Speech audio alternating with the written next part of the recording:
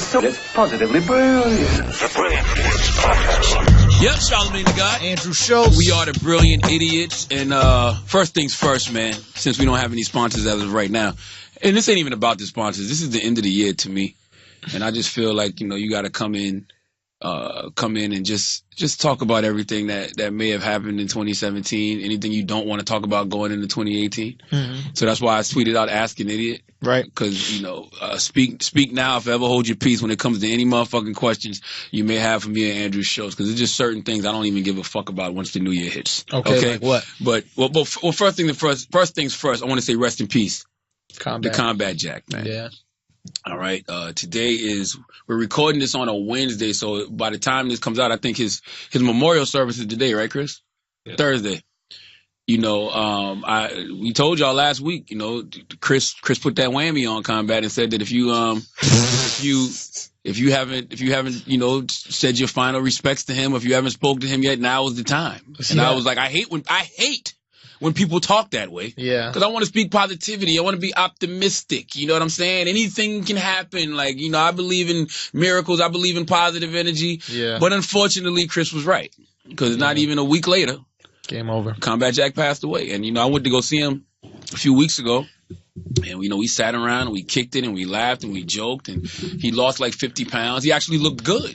Because, he lost weight. He wasn't sickly looking when I saw him. Right. At the moment I saw him. Yeah. It was like early, like November 10th, I think it was. And until he went to the hospital the next week, I believe. But, like, we was sitting around and, he was telling me that the doctor told him with the right treatment, he could be here for another 5 years. So he was like, yo, you know what I can get done in 5 years? And that's what I keep playing back in my mind over and over. And, I'm cool with that memory. It's a reason I don't go to funerals. It's a reason I don't go to memorial services, because the last place I want to see a person is sitting here like me and you are right now having a conversation. Yeah. Like, I don't want to remember a person in the casket. I don't care about that. That's just a body. Yeah. That was just a vessel. The spirit is gone. The energy is gone. Like, there's that. I personally don't see the point of funerals and the point of, memorial services and stuff like that. Cremate me. And when I pass, when everybody be like, yo, when's the funeral? I'll be like, yeah, I'm not wasting everybody's time. Like, you don't gotta show, I'm good. Yeah, what is the point of the funeral? For the family or something? I don't know. I've never really been into the funeral aspect. I remember my sister telling me when I didn't go to my grandma's funeral, she was like, you gotta say your goodbyes. I was like, no, I don't. Yeah. Who says I'm saying goodbye? Yeah, the energy is still here. The spirit is still here. Like, the body's gone. But the last time I saw my grandma, I was in my mother's yard. Gave her a hug. Yeah. Love you, Grandma, like we do any other time. That's what I want to hold on to. I'm not standing over no casket crying. Yeah. Nowadays, motherfuckers want to take selfies of the body and all kind. I'm not with all that. I'm not with none of that, okay? Yeah. So I'm not going to Combat Jack's funeral. I'm not going to my own funeral if I can help it. Yeah. And, I just... Well, you will be at your own funeral. Maybe. Unless I put in my will and I want one.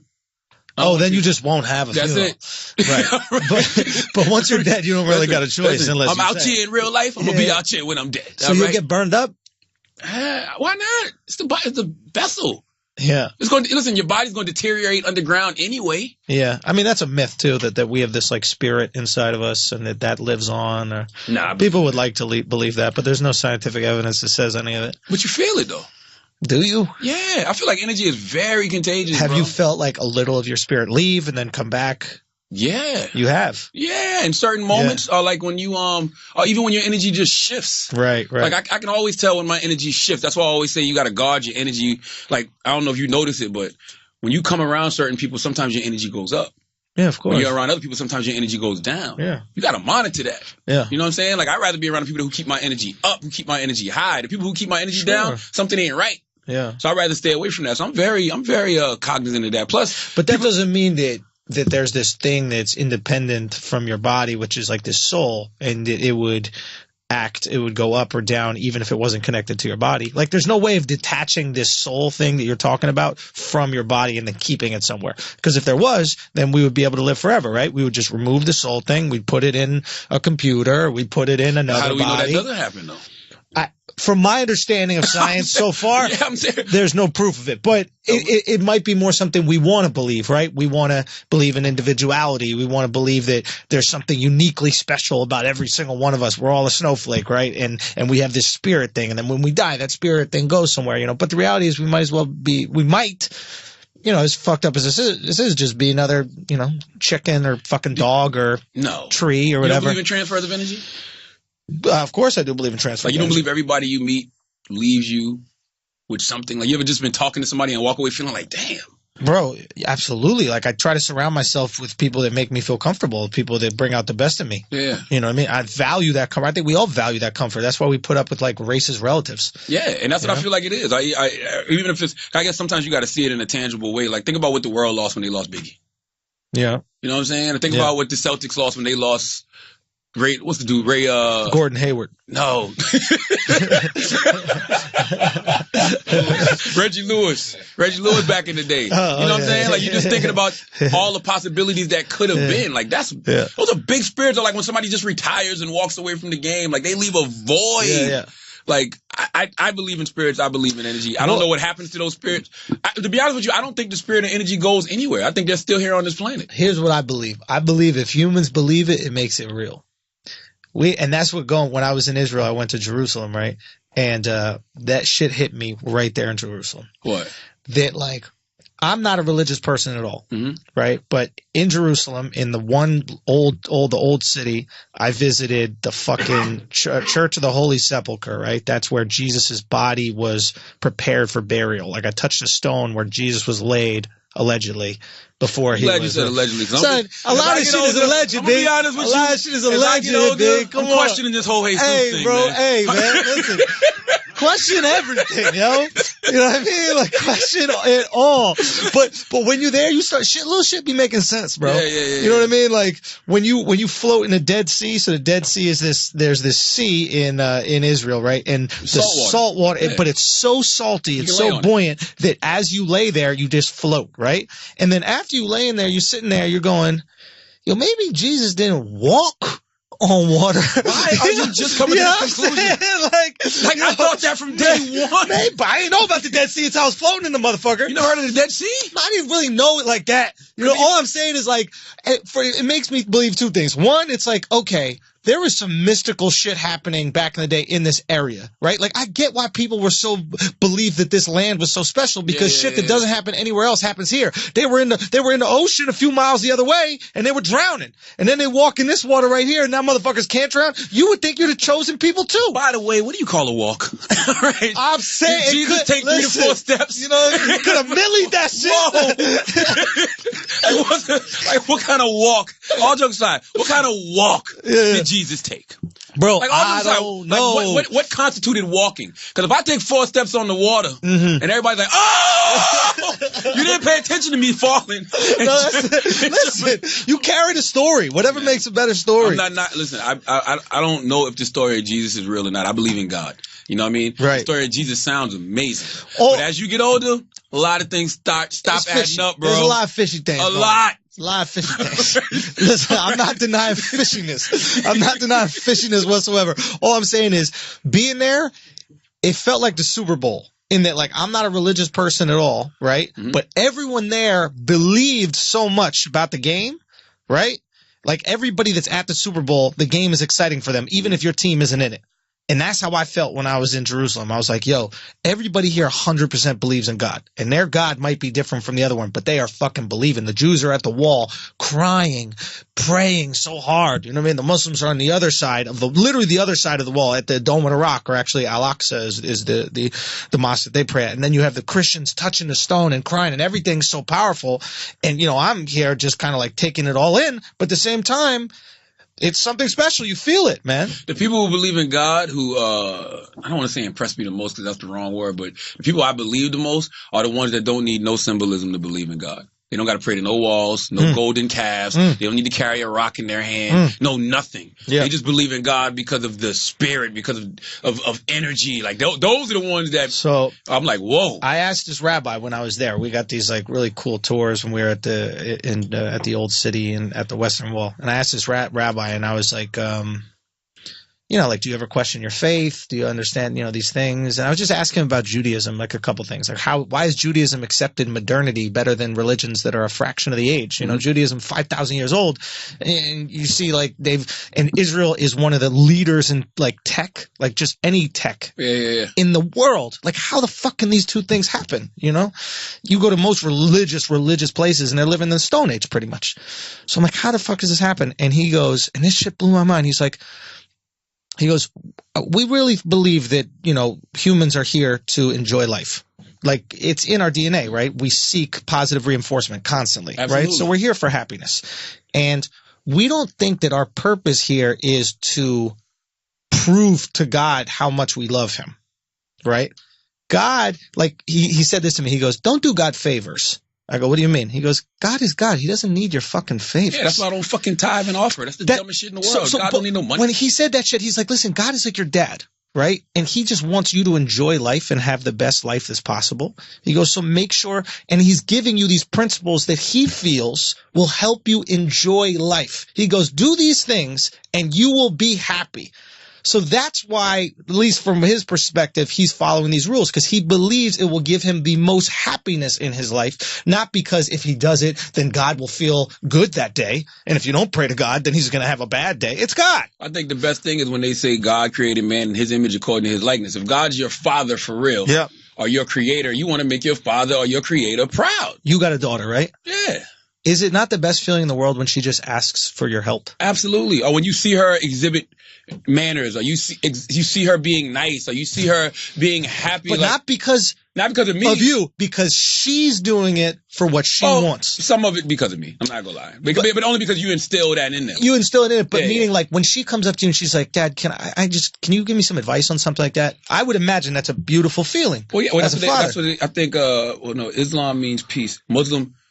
Islam means someone who is in submission to the will of God. Okay. So it's the same thing with like your children. When you see your children carrying themselves a certain way, they're submitting their will to God, and they're submitting their will to what you have taught them. Yep. They're believing in what you have taught them if you've taught them the right thing. So I think it's the same thing with belief in God. Like, just be a good person. Yeah. like live a good life. Treat people the way that you want to be treated. How fucking difficult is that? It's not. And I'm sure you give your kids certain values, right? You give your kids certain values you think will help them lead a good life. Yes. Right? You're like, hey, be a nice person, help people out, do these types of things. And you also know that if they do these things, they'll probably have a lot of joy. Yeah. Right? Like, you'll be like, hey, listen, don't do drugs because it feels good immediately, but later on it feels like shit. Probably. Listen, man, you get back the energy you put out. Yeah. I really don't understand why people don't embrace that concept. Like, I don't give a fuck. If you put out negative energy will eventually come back to you. If you put out positive energy, it'll come back to you. Whatever you put out to the world, it will come back to you. Yeah. And guess what? If you're really a self-aware person, and you put certain things out to the world, when you get that thing back, you have to know that was coming. You can't be surprised. You can't be fucking surprised. You can't do it. I mean, that's what me and DJ Academics had a little issue. This past week. So you want to like set this whole first of all, backstory? I want to go back, because what I really want to do at the end of this end of the year podcast, I want to celebrate, some people. First of all, I want to salute Joe Budden. And the reason I want to salute Joe Budden is because no corporation is bigger than the culture. And if a corporation isn't treating you right, you do exactly what Joe Budden did if you got some nuts. And that's walk the fuck away. Mm-hmm. All right. Mm-hmm. If first you try to work out the best deal. Yeah, maybe that's the best. That's the best. But if things don't work out, deuces. Because once you put yourself in that position, to get fucked, they just gonna keep fucking you. Like, that's just the truth of the matter. They may be a little more gentle with the fucking. Yeah. All right. They may use a little more lube, saliva. All right. You know what I mean? They might ask for consent. You know what I'm saying? Yeah. But they still gonna fuck you. Yeah. So I respect Joe for walking away from the situation the way that he did. Now. I see everybody online. Academic has his chat niggas. Mm-hmm. Salute all you chat niggas. And, chat niggas are just people who get into these group chats online, and they have conversation basically. So all the chat niggas is telling Academics I'm a snake. Therefore, I guess Academic thinks I'm a snake now. Right? About why? Why are you a snake? I'm just going to explain the story and let everybody make their own decisions, because I don't give a fuck. When I saw Joe Budden tweeting a week or so ago or a couple weeks ago about how he wasn't being compensated from Complex, or he didn't feel like he was being compensated enough. First thing I did is what I always do. Hit Joe up. Yo, what's up? You're not getting compensated? Like, bro, you know you could take that show anywhere. Yeah, right? what was he getting? I don't know what he was making. Yeah. But I said, you and Ack. I said, you and Ack can take that show anywhere. Joe, being the bright guy that he is, actually already had started some preliminary conversations with where I told him he should go. Fuck it, I said it was Revolt. So I said, all right, I'm going to hit Diddy, see what's up. Hit Diddy. I said, Diddy, you should bring Everyday Struggle over to Revolt. Diddy was like, yeah, you think you can make it happen? Now they got a show. I said, I don't know, maybe. Right. Him and Joe connected. I don't know where the situation is going from there. But that's the least I could do, you know? Mm-hmm. So then Joe goes, yo, talk to Ack. I said, Ack, if y'all not getting properly compensated over there, my brother, you got to walk. Simple as that. Because you said that to Ack? Yeah. Or you said that to... Well, Joe already knew. Joe already felt like, but I said that to Ack. Ack's situation, from what he told me, was different than Joe. He was getting more money. I don't know if he was getting more money, but he was in the middle of some type of negotiation, whatever. So, you know, clearly he wants to be over at Complex. And I told him, I said, yo, if you want to be over there, cool. Maybe you don't like working with Joe. I don't know. You know what I'm saying? But I'm like, I think that y'all should stick together simply because it's working. Yeah. It seemed like it was working. Yeah. Right? So that was that. And by the way, salute to Revolt. I saw the deals that they were presenting Joe and Academics for Everyday Struggle. They was gonna be making some guap. And Ack knows that. I told it when Ack saw what they was making, because I sent Ack all the deal points. When Ack saw what they was making, he was like, whoa, this is per show? You know what I'm saying? So that lets me know already. That's a good Academics impression. But that lets me know already that they were paying way more than Complex. Yeah. So whatever reason Ack is choosing to stay over there, it has nothing to do with money. Yeah. But that's neither here nor there. The problems came in when I saw Ack on Twitch, and he said that Desus and Mero, my guys, weren't popping. Now, I'm going to tell you why I have a problem with that. Mm-hmm. If you say you don't like somebody, cool. I'm fine with that. That's your opinion, art is subjective, whatever. But when you make an inaccurate statement and say that they're not popping, I got an issue with that, bro. Because you have an audience just like they have an audience. If they got in front of their audience and they said, you know, Academic isn't really doing nothing out here, nobody respects YouTubers, I would tell them they was wilding too. Didn't they do that? After the fact. Oh, I thought they started it, and then I think they said something, and Academics responded. I honestly don't know what they said initially. The first time I ever heard. I honestly don't care. I don't care I could either. Give a fuck, but it's a teachable moment. Sure. Ack said they weren't popping. I called Ack. I said, Ack, that's wrong. Like, I understand that you got your YouTube thing going, and I applaud that. I salute anybody that's in that YouTube space, and they got a bunch of followers, and they got an audience. That's cool. Yeah. But there's a whole nother world out there that y'all may not be aware of. Desus and Mero have a TV show that comes on every night, Monday through Friday on Vice. They got a book coming out through Random House. They're doing voiceovers on a Netflix cartoon. Yeah. They're on the front of fucking Time Out New York magazine as New Yorkers. You know how big New York is for you to for you to be New Yorker of the year? They're both doing great. They're both doing great in different lanes. What would you rather have? Desus and Mero all day long. I'd rather have Ack. Without a doubt. That's cool. But he has the people.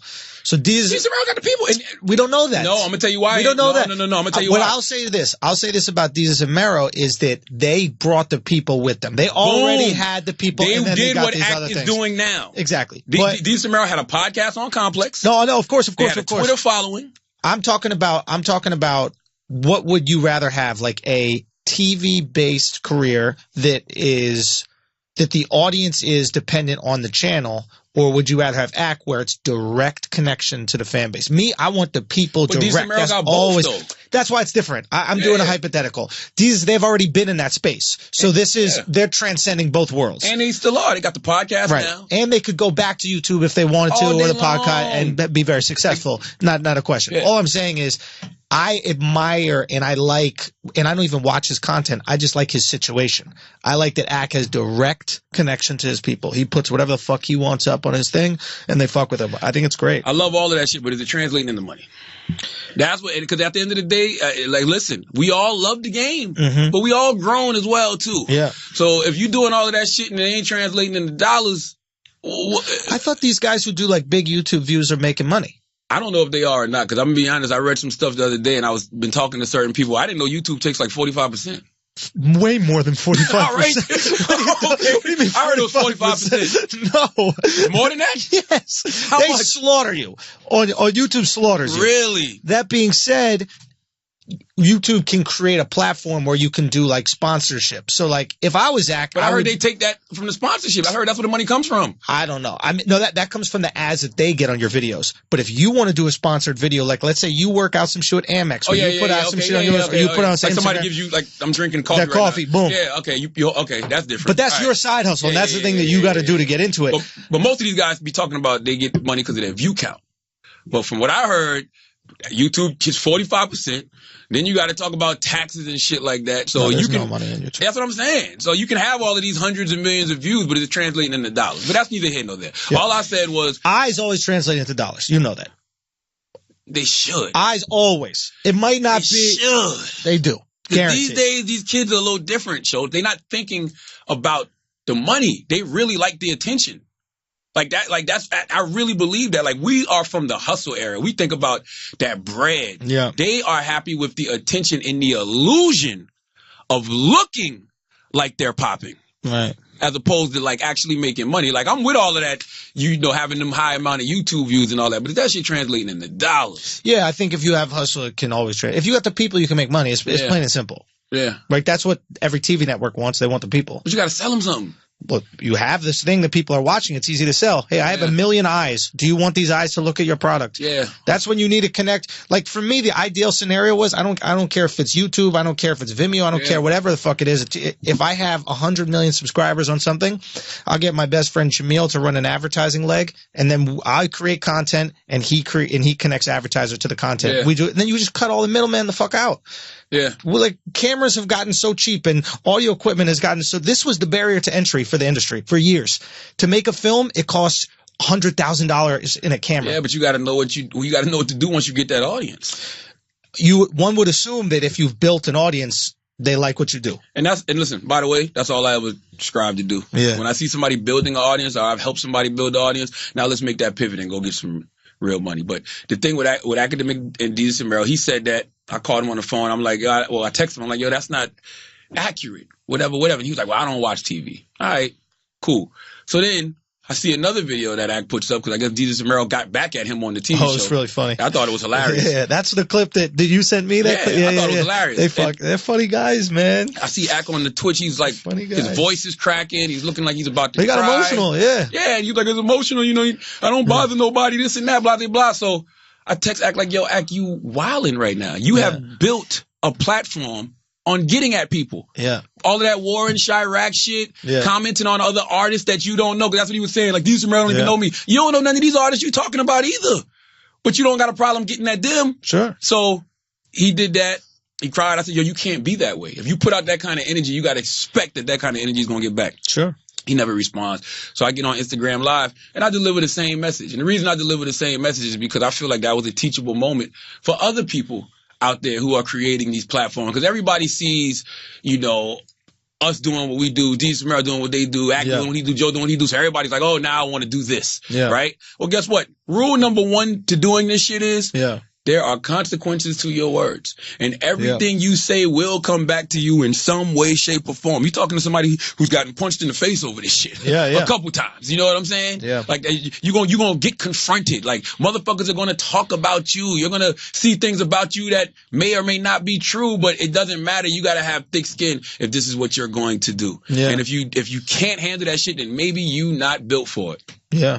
For whatever reason, all Academics chat niggas, his followers, thought I was being a snake by saying that. So, Academics, he's been saying like little subliminal stuff. Like what? I just like stuff like, he see the snakes now and all of this and that. Oh, so that was to you. I guess, yeah. But like I said, I don't have no issue with Ack whatsoever. God bless him. I wish him the best. Yeah. He's lying to himself if he believes that I'm a snake.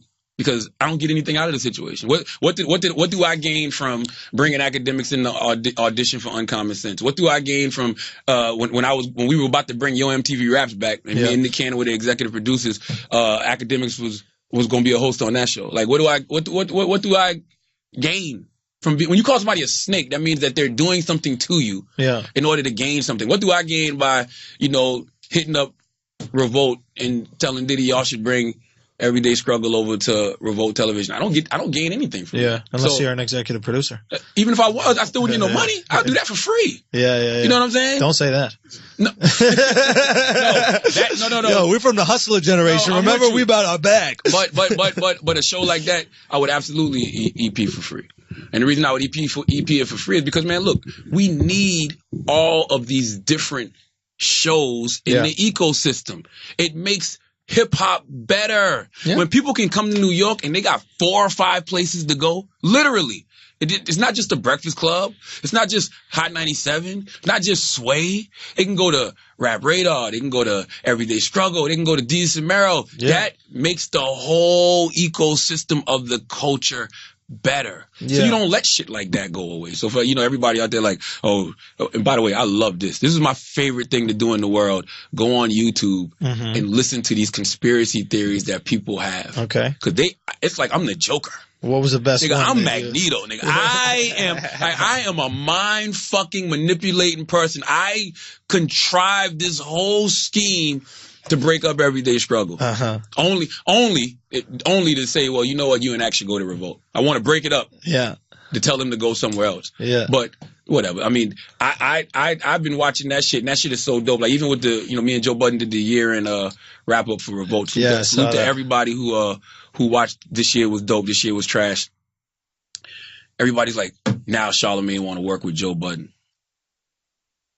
Now, this time last year, I executive produced a show on MTV2 called The Hottest MCs, where me and a panel of guests who I handpicked all came together to talk about who the 10 hottest MCs in the country were at the time. Taxstone was on that panel. Salute to Taxstone. Karen Civil, my homegirl Miranda, formerly of Double XL. Letty was on there. Sycamore. Who else? I'm forgetting some people, but Joe Budden was on there. Joe Budden's been on this podcast how many times, Schultz? Once, twice? The Brilliant Idiots? Once. Joe Budden's been on Uncommon Sense, what, 2, 3 times? Joe Budden's been on The Breakfast Club. I've been on Joe Budden podcast. Like, you noticing a theme here? Like, that we work together from time to time. And if I'm doing a year-end wrap-up show that's hip-hop based, and I'm executive producer, Tax ain't home. Who better to sit around and kick hip-hop with than Joe Budden? I think it's a great idea. I got 1 million views in a day. So clearly I know what the fuck I'm doing. And hey, Joe, you want to be executive producer of this too? Boom.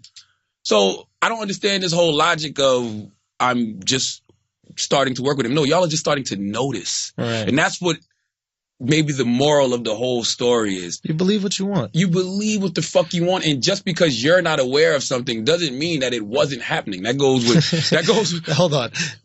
Say what you just said again. Just because you're not aware of something doesn't mean that it wasn't happening. And I want everybody, yourself included, to remember that the next time SpaceX launches a rocket. Oh, that was crazy.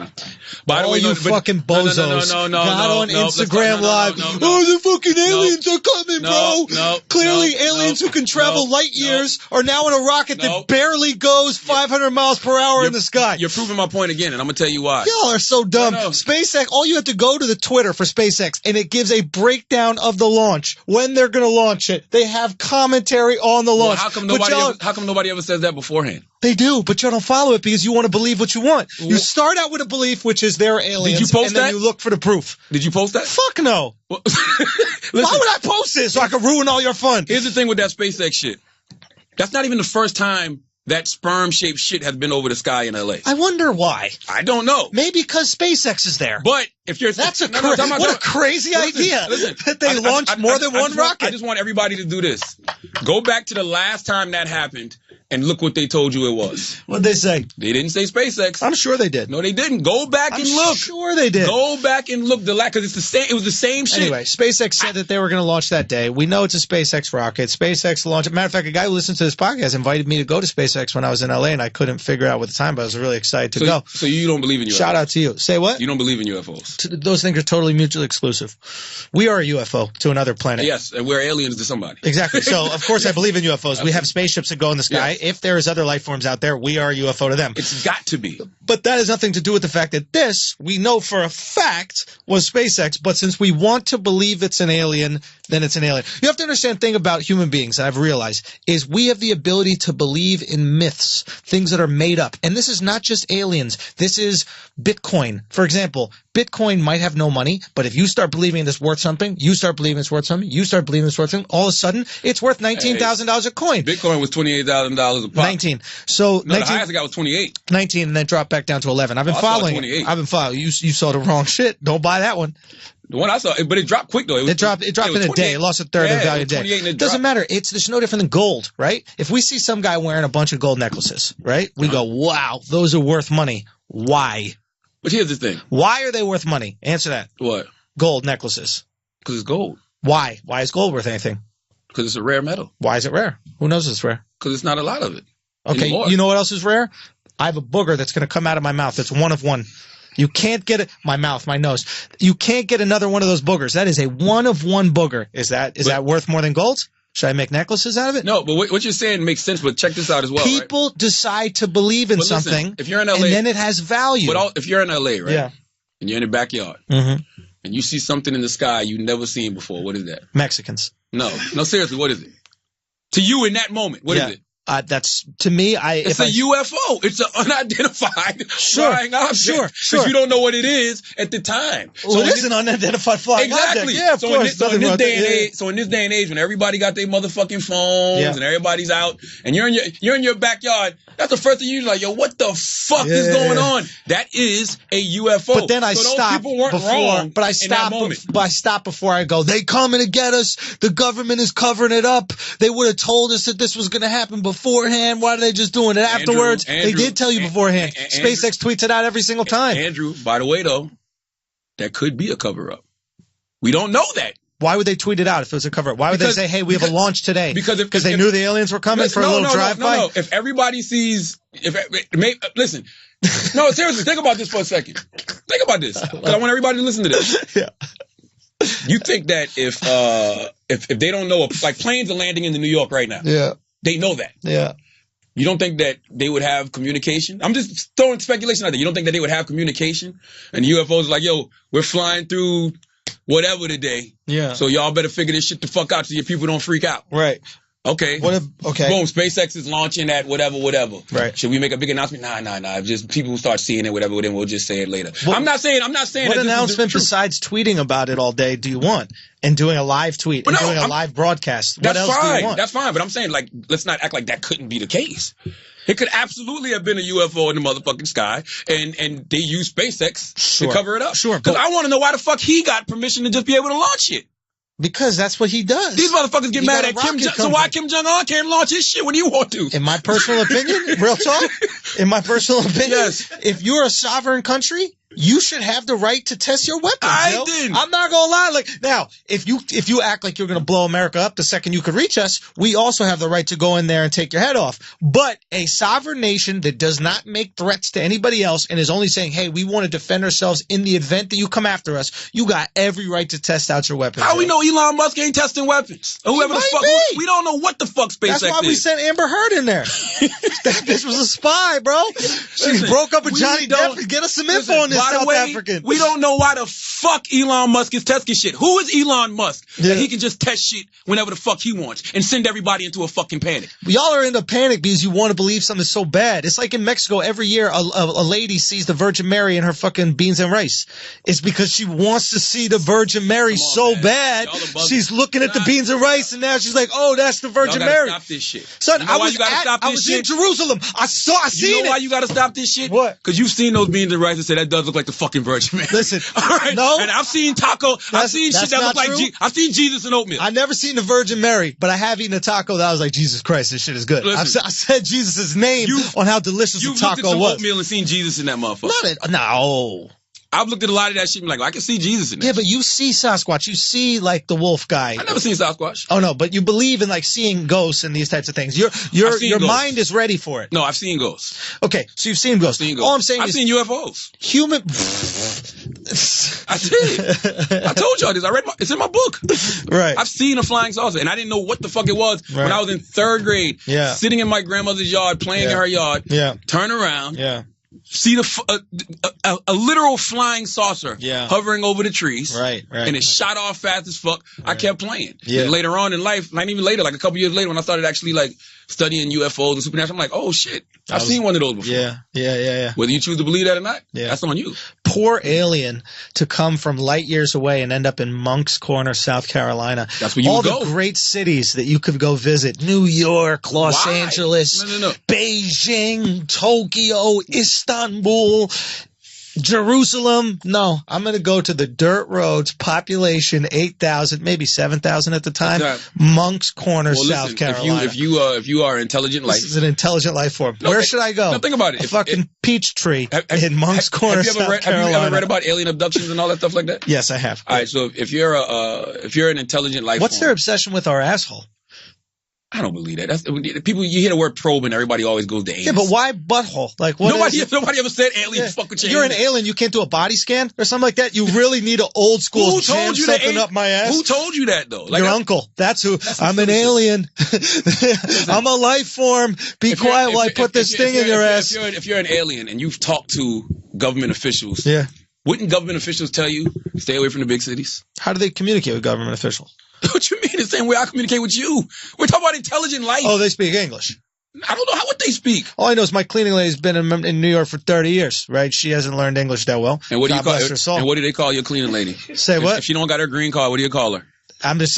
No. If she don't have a green card, what do you call her? She can't be an alien. alien. Illegal fucking alien. She can't be an alien. Right? She can't be an alien because if she was an alien, she would speak English. That's all I'm saying. Yeah. So if this other life form, you're just saying they got a knack for language. This other life form, what they speak. They don't even have tongues. How the fuck are they going to communicate? This is what everybody needs to learn going into 2018. Unlearn. Yeah. Can you communicate with a starfish? No, but I can communicate with an animal. Can you?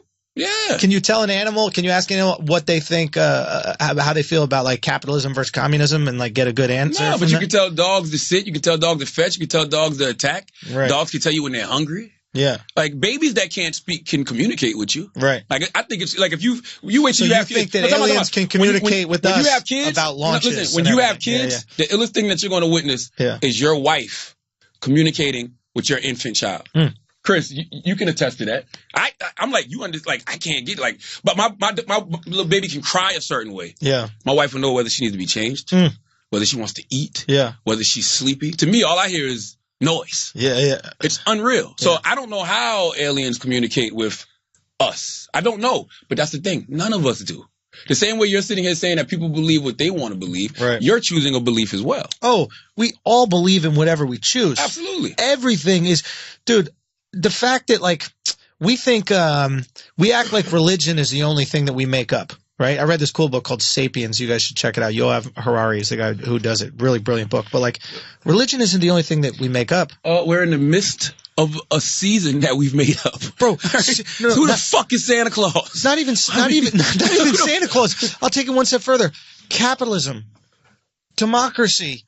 Like, these are just inventions. We just made it up. They're systems. They're systems and structures. We just I'm not mad at those. No. I'm not saying I'm mad at it. I'm more mad at Santa Claus and the reindeer. You can make up good things. That shit is stupid. First of all, where the fuck did Frosty come from? I don't think there's any biblical reference. There was no snow. I want to know at what point in life did everybody get what they wanted for Christmas? That they were able to sell this shit called Santa Claus. Because think about it. Okay. You had motherfuckers making lists. Yeah. At what point in life did everybody on the planet get exactly what they put on the list that they believe in some shit called Santa Claus? Because the first people that should have debunked this myth called Santa Claus are the poor and disenfranchised. All right? Because I've been writing out this motherfucking list to this person named Santa, and he don't answer shit of mine. I want to know at what point in life did everybody get what they wanted that they were able to sell this bullshit called Santa Claus, bro? No, it's a good question. It's a perfect example of believing what you want, right? When you're a kid, you don't even look into the logic of going to every single home, the ones without chimneys, dropping off presents. I don't even have a chimney. I grew up in a single wide trailer. The amount of cookies that you would eat in one night, the diabetes that you would immediately have, the flying milk. Reindeer? What if he's lactose? There's so much milk that you're going to have to indulge in that day. It's a lot of things that are fucked up. But we want those presents, so we're like, all right, I'll believe in it. They told us Santa goes all around the world. Most of the world ain't celebrating Christmas when we are. I know, you just sliding in some Muslim's house in Saudi Arabia. He's like, get the fuck out of here. What the hell are you doing? Like, listen, that was crazy. Like, Santa is the craziest shit to me. Yeah. And that's why, I've said this a million times on this here podcast. Yeah. You tell people about Santa, the Easter Bunny, the Tooth Fairy, and God and Jesus. Yeah. And then you get older, and when a person's questioning Santa and those fucking flying reindeer, they start questioning Jesus and his walking on water shit. All right? And Jesus turning, water into wine. You know what I mean? How come Jesus can do things with water that other people can't? I'm trying to think about how he could have turned the water into wine. With grapes. Yeah, grapes. Well, how do you turn grapes into wine? You squash them, don't you? Or you age them and squash them? Yeah, I guess. I don't know. I got to figure out the math with that shit. All I'm saying is the best thing to do going into 2018 is just to tell yourself you simply don't fucking know. None of us really do. Yeah. Listen, you can have your beliefs, whatever makes you feel comfortable, but I encourage everybody, and I've read this book a million times, The Fifth Agreement. Be skeptical, but listen. Yeah. And that's all you need to do. Be skeptical of everything, but listen. That's a simple concept. Mm-hmm. That's a simple concept. And then after you've done research, you can put together your opinion. Research is sketchy too, bro. Not if you do it correctly. Not really. Not if you go through the commandments of thought. Research is just what somebody told you. Check your bias. Research is what just somebody telling you. It's what you decide to read. You decide to But it's just still based off what somebody's telling you. Yeah, but what you have to do is balance it, right? Like I research both sides. Matter of fact, the more sides that you research, if you get 4 different opinions, they're actually way less. You're way more objective. You know what the best thing happened to you in Israel? What's that? An experience. I think that's what you should do. Go experience shit. Sure. Experience things for yourself. Sure. I think that's the best way to come to your own conclusions. And once you experience things, when you do that research, it will help you either confirm or deny what it is you've already experienced. You know what? And there is value to that, especially experience. And I think that's the greatest teacher. No, it is. Not everybody can just go on a trip to Israel or just go on a trip anywhere. But like, I learned something from going there. I don't know if you noticed recently, but like Lorde, the singer Lorde, that like white goth chick, that song, and she's from like Australia or something like that, or like New Zealand. Where Lorde is from. She's from some sunny ass place. She's from the fucking craft. That's paler what the fuck than I am. Yeah, they need to bring back the craft and cast Lorde as the fucking. That's what they need to do. She's Maleficent. So basically, she canceled her show in Israel. She was going to do a show in Israel. She canceled her show because her fans were starting to protest. Right. Because of, political situations that are over there, obviously, treatment of people in Gaza and the West Bank, et cetera. And what's interesting I notice about Israel is that there's no separation between people and politics. Mm-hmm. In America and most countries in the world, there's separation between people and politics.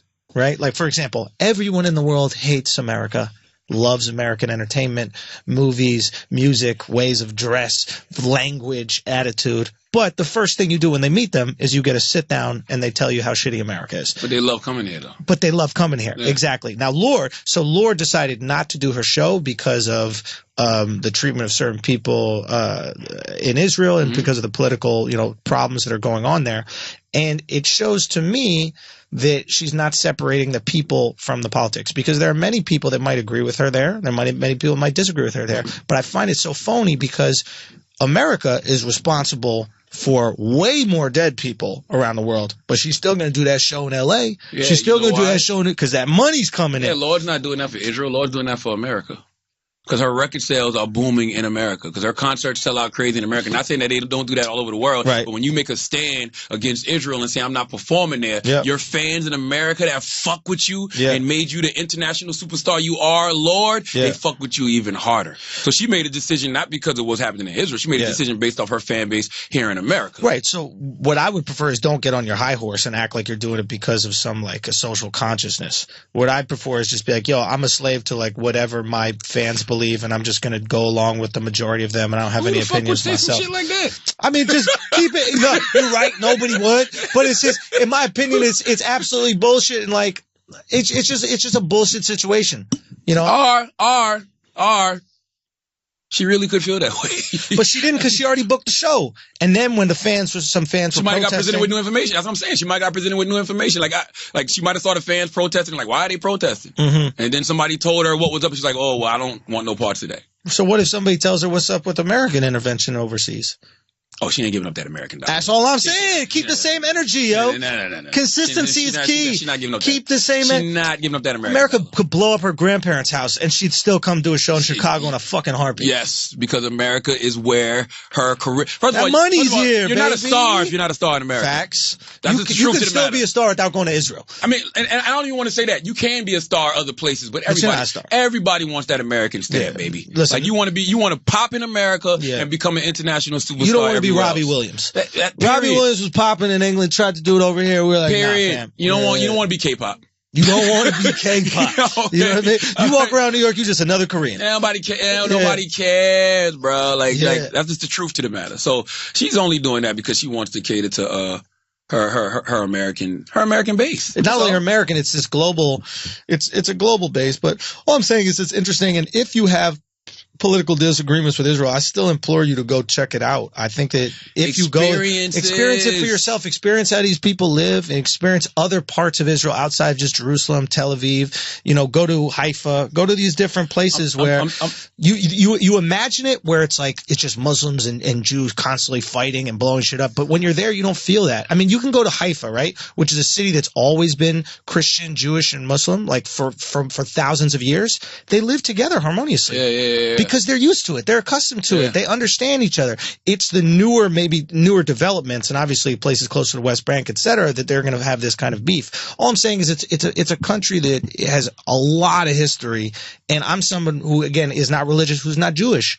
And I went there and I found it incredibly interesting, and I had phenomenal time. Incredibly warm people. It just like, really, thank you to all the people who took me out. It would be amazing if people use that same energy here in America.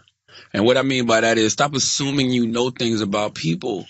Go to these people's communities and have conversation with them. Like, that's what we've been saying for years. The problem is black people assume they know what's on white people's mind. White people assume they know what's on black people's mind. Like, yo, go find out for yourself. Experience people. Stop dismissing things. Like, that was the whole problem with the Black Lives Matter and everything. Like, you're just dismissing, oh, there's no real police problem. How about you go see for yourself? Let's see, maybe there is. Go see what the other side is talking about. Like, go see what they are feeling. Go see why they're marching. Don't just dismiss shit. Experiences, man. I promise you. Like, I'm just at that point in my life where I'm able to say, I don't know. And that's one of the principles in my book. Give people the credit they deserve for being stupid, including yourself, because the know-it-all knows nothing. We don't know. It's a lot of shit we think we know. We have no motherfucking idea. Sure. And you know what I wish? I wish all of these so-called experts would just admit they really don't know. I wish people who like people that deal with space and all of that shit like that, like, stop acting like you know exactly what's going on in space, because you don't. That was my biggest issue. I was reading Stephen Hawking's book, The Universe in a Nutshell. And how you know? How the fuck is the universe in a nutshell? Well, no, like, I'm reading it, right? And at first I'm starting to get into it, and I was like, wow, this is fascinating, space-time and all these concepts. And then each chapter, it would kind of go like, oh, this is a theory, this is what we think. And then when you get to this level in space, you know, the physics as we know on Earth kind of break down and things change. And I'm just like, hold on. I don't mind that, though. No. I don't mind them saying this is a theory, and this is what I think. That's all they say. That's our fault. That's all they say. Scientists are very specific about it. But the point I'm trying to make is like, even physics is all made up. Like, physics is supposed to be this concrete thing, right? Fucking gravity exists. That's it. There's nothing we can do about that. There are all these laws in America, in the world, that work, and there's no change in these laws. You get out of space, you get close to a black hole, it all goes out the window. Yeah. Even fucking physics is made up. Or it's subjective to where the hell Or you are. maybe they're just getting presented with new information, so shit changes. Right. Yo, the Earth is made of 3/4 of water. They don't know what the fuck is going on down there. Yeah. All right. Aquaman might be down there. The Submariner. Every fucking mermaid you know. Atlantis might really motherfucking exist. UFOs might be entering from underwater. Yeah. We don't fucking know. Yeah. Stop acting like if every. There's certain things we know. I don't subscribe Yeah, to you know this sharks. idea. You know Yeah, squids. sharks exist. You know stingrays. No, but in general, like there's certain things we know and we can share opinions on. Like you feel informed about hip hop, so you can share your opinion on hip hop. Based off You say it's experiences. true, based on experience. So you can't say nobody knows anything. And certain experts do have more experience than you or I have, and we have certain experience more than other people have. So we can share these. I'm just saying we don't opinions. know everything, Of course, not nobody knows everything. but we act like it. Yeah, That's Google the doesn't know everything. But we act like Yeah. it. That's the fucking problem with human beings, especially here in America. Yeah. We act like we know every fucking thing. Yo, when you go on social media, everybody swears they know what the fuck's going on in your life. Oh, it's awful. That's why I'm on Twitter. I can't do it. Like they know without a shadow of a fucking doubt. Like people swear me and Joe Budden are doing a show, as if we don't do this all the time.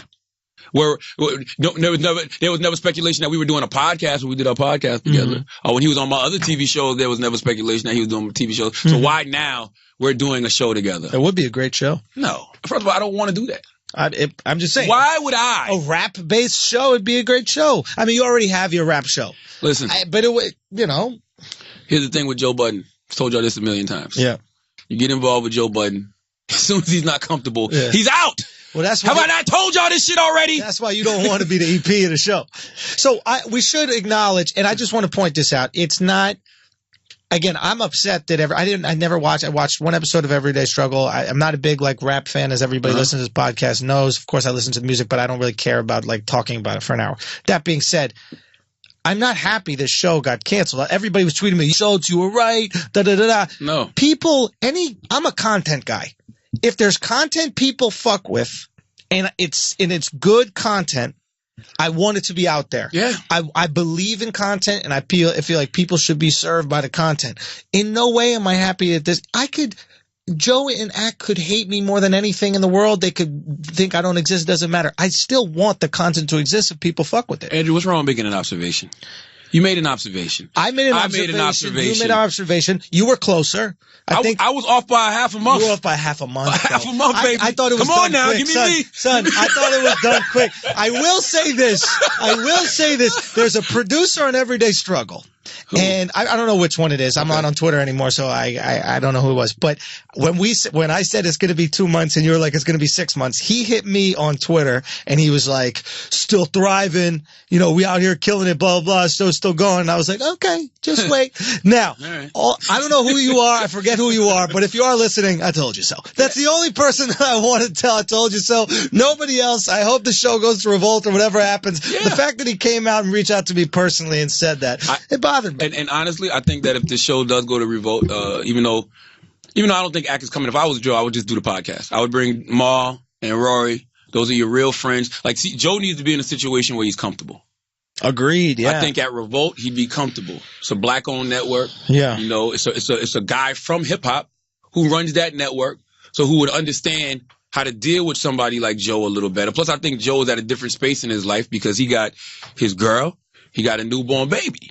And I'm sure Joe got a mortgage. Son, that was brave to walk away with a newborn. But that lets me know two things. Joe got a little stash somewhere. Yeah. You know what I'm saying? Yeah. He got a little stash somewhere. You That's know the what I mean? first thing I thought. I was like, yo, is Joe good? Sin Dominican. Listen, Okay. Sin is Dominican, right? Yeah. She got something in a mattress. It's some money. It's some cash in a mattress. I can sell the Michael Kors bags, baby. Don't worry. On, man. I can sell the watches Come too. on, man. Yeah. It's some cash in the mattress. You know what I'm saying? She got an uncle in the Bronx with some good coke prices. Something's going on over there. So I just think Joe should be he can be comfortable in a situation with Revolt. And That's if you bring in brave. your two guys, Brave. Mal and Rory, those are your friends. I like that move. So it won't be conflict. Like, these are still your friends. Y'all may argue and y'all may talk shit to each other, but these are your people at the end of the day. And I think that's another thing that I'm either going to learn to deal with in 2018, or I'm just going to say fuck it. Okay. Because we are friends. We have a circle.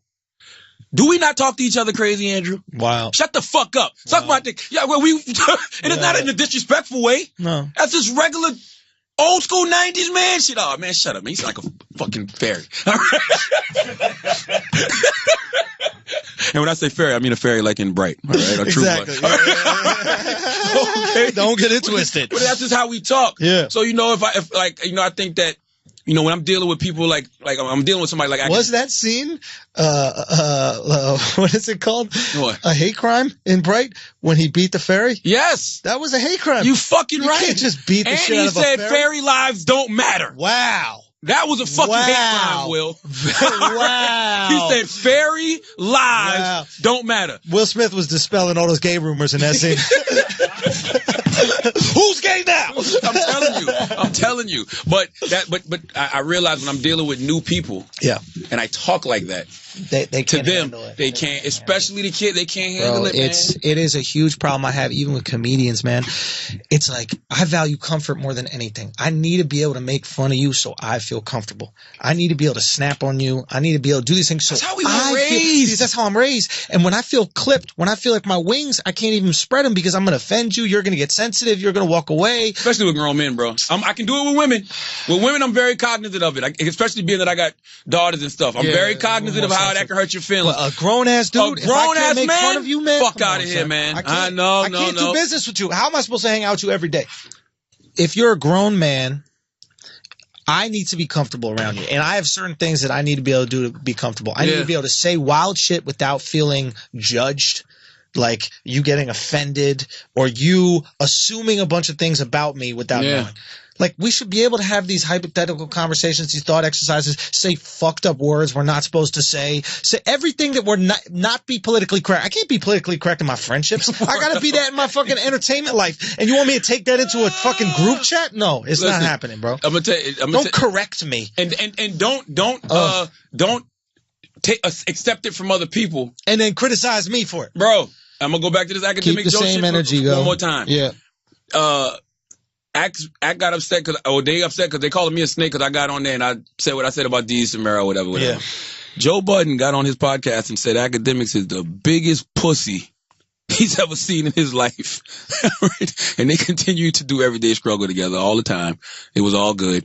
I ain't seen none of y'all saying Joe's a snake, whatever.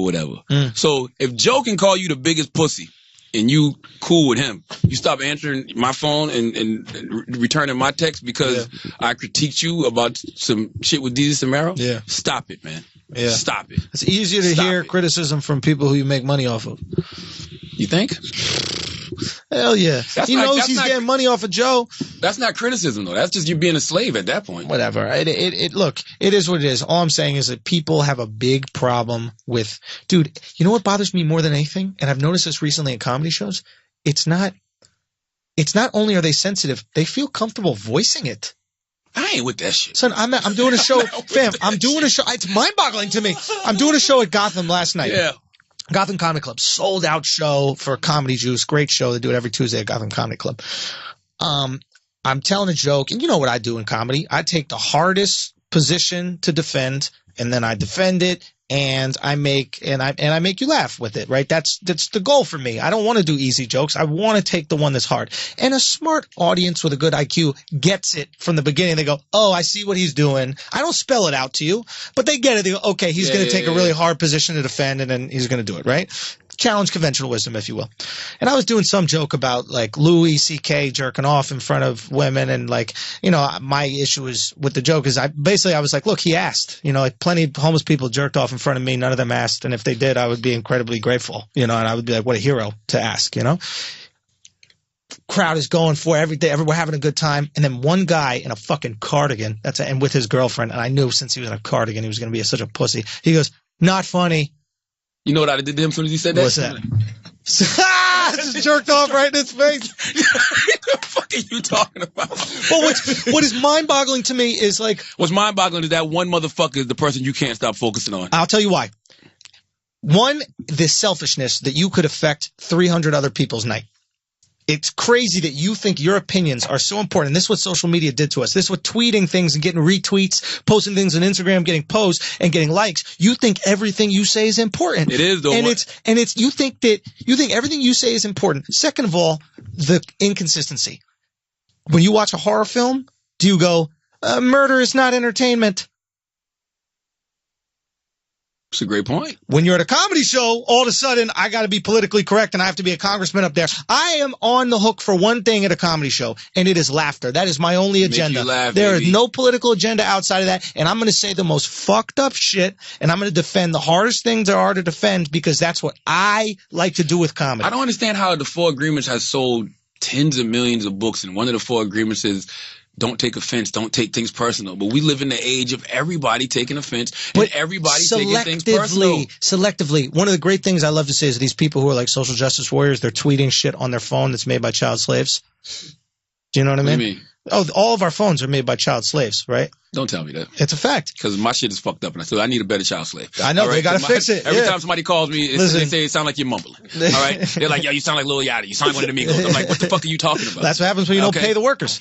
Maybe if they paid the workers, we'd have better phones. Get some adult slaves. Libya got some. Get some cobalt from adults. Right? Yeah. These phones used to be much better. All I'm saying is we're all fucking hypocrites. But when you're in the field of entertainment, I don't care what it is, right? We watch action movies, right? We are drawn to what our fears are, right? We're afraid of dying, we're afraid of being killed, we're afraid of murder, and we're afraid of maybe the fucked up things that we have to live with in the world. At a comedy show, we get to laugh at these things. I wish hour and a half a night. We laugh at the fucked up things that we know are right and wrong. We all know what's right and wrong there. Bro, we used to laugh at them shit when they weren't at comedy shows. Bang. But now we can't forget that. Yes, we can amongst each other. You want to know who I think? And Akash said this great-ass point. He goes, and this is what we need to convince people. There's a difference between stand-up comedy and sit-down comedy. Jon Stewart is sit-down comedy. John Oliver is sit-down comedy. They have a political agenda, and they use comedy as a device to get this political agenda out in the world. The difference comedians, we do not have a political agenda.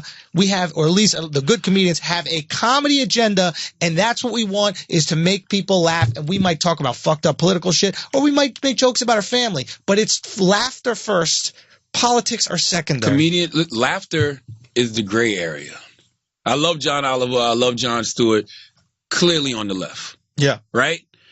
Then there's really nobody clearly on the right owning it. Right. You know, I mean, yeah, you do. The Sean Hannity's, Bill O'Reilly's, all those guys like that. But they're not comedians. Yeah, they're not comedians. Maybe Greg Gutfeld.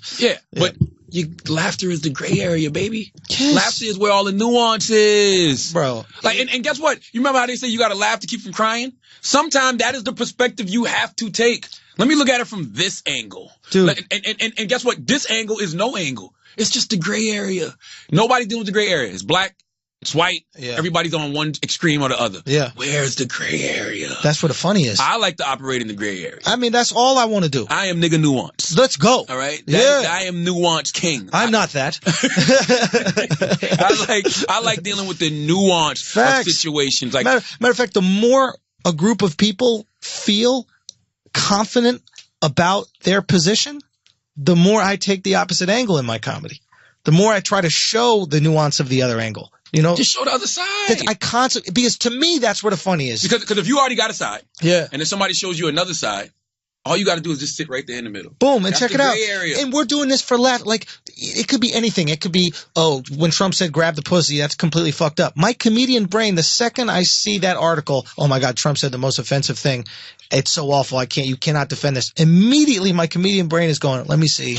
Let me give it a shot. Donald Trump's on his own with that one. All I'm saying. Some shit I ain't defending. I got it. By the way, that's the gray area too. Yeah. Sometimes you could just be like, oh, word?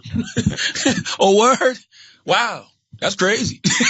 And leave it at that. Nah, bro, you got to go for it. You don't got to pick. Listen, that's the other thing. We don't have to pick a side. No, it's not about you have to. All I'm saying is, like, if it's in you, like, for me, comedy has to bubble up. It's like when you're boiling water. You know what I mean? Yeah. I can't put the pasta in until it's boiling. I just don't like being a hypocrite. So it's like, yo, you know why Donald Trump saying grab him by the pussy is wrong? Mm-hmm. 2 reasons. Number one, it is sexual assault or sexual harassment. Yeah. And number two, because he's the president of the United States of America, and historically that's been a dignified position. Right. Presidents aren't supposed to talk like that. Right. But if fucking 21 Savage comes out with a song called Grab Him by the Pussy, right, and you throw a goddamn beat behind that shit by Metro Boomin, that shit is the shit in the club. Yo, you heard that grab him by the pussy shit? Fire. So I just don't like being a hypocrite. Right. You understand what I'm saying? Consistency, man. That's all. That's it. I just don't like being a hypocrite. I can't knock somebody for doing something that I either have done or may even have the potential to do. That's the whole shit with the Kevin Hart shit. When everybody talk about the Kevin Hart and Michael Blacks and shit, and during the interview, I told Kev I couldn't give you Donkey of the Day because you my man, but also it's like I feel like a hypocrite giving a man Donkey of the Day for cheating. Yeah. Cheating? Yeah. I don't know when the devil might overtake me, right? And cause me to ruin the beautiful sanctity of my marriage. You never know. I don't know what may happen in that moment. We've all been there. You don't believe in Jesus, but you believe in the devil. Hey, man. No. Hey. See how it is. No. Convenient. Hey, I'm gonna tell you something. I'm not even gonna call it the devil. I believe in the power of pussy. Pussy is powerful. Pussy is a powerful motherfucker. Thing. And you know how I know that? Because I've experienced it. Right? I know what that shit feels like, goddammit. So when you out somewhere and you sitting around and you see a beautiful motherfucking woman and she's pretty and she got a nice ass, nice breasts and a nice face and she's giving you that look, and you got a choice, you better choose wisely if you're married, all right? But don't act like we don't understand that moment as a man. As a fucking man, bro. Don't understand. What did you think about? You're a comedian. Yeah. You think Michael Blackson was out of line? I didn't even listen to what he said. I don't know what he said. he made fun of Kev for cheating. What did he say?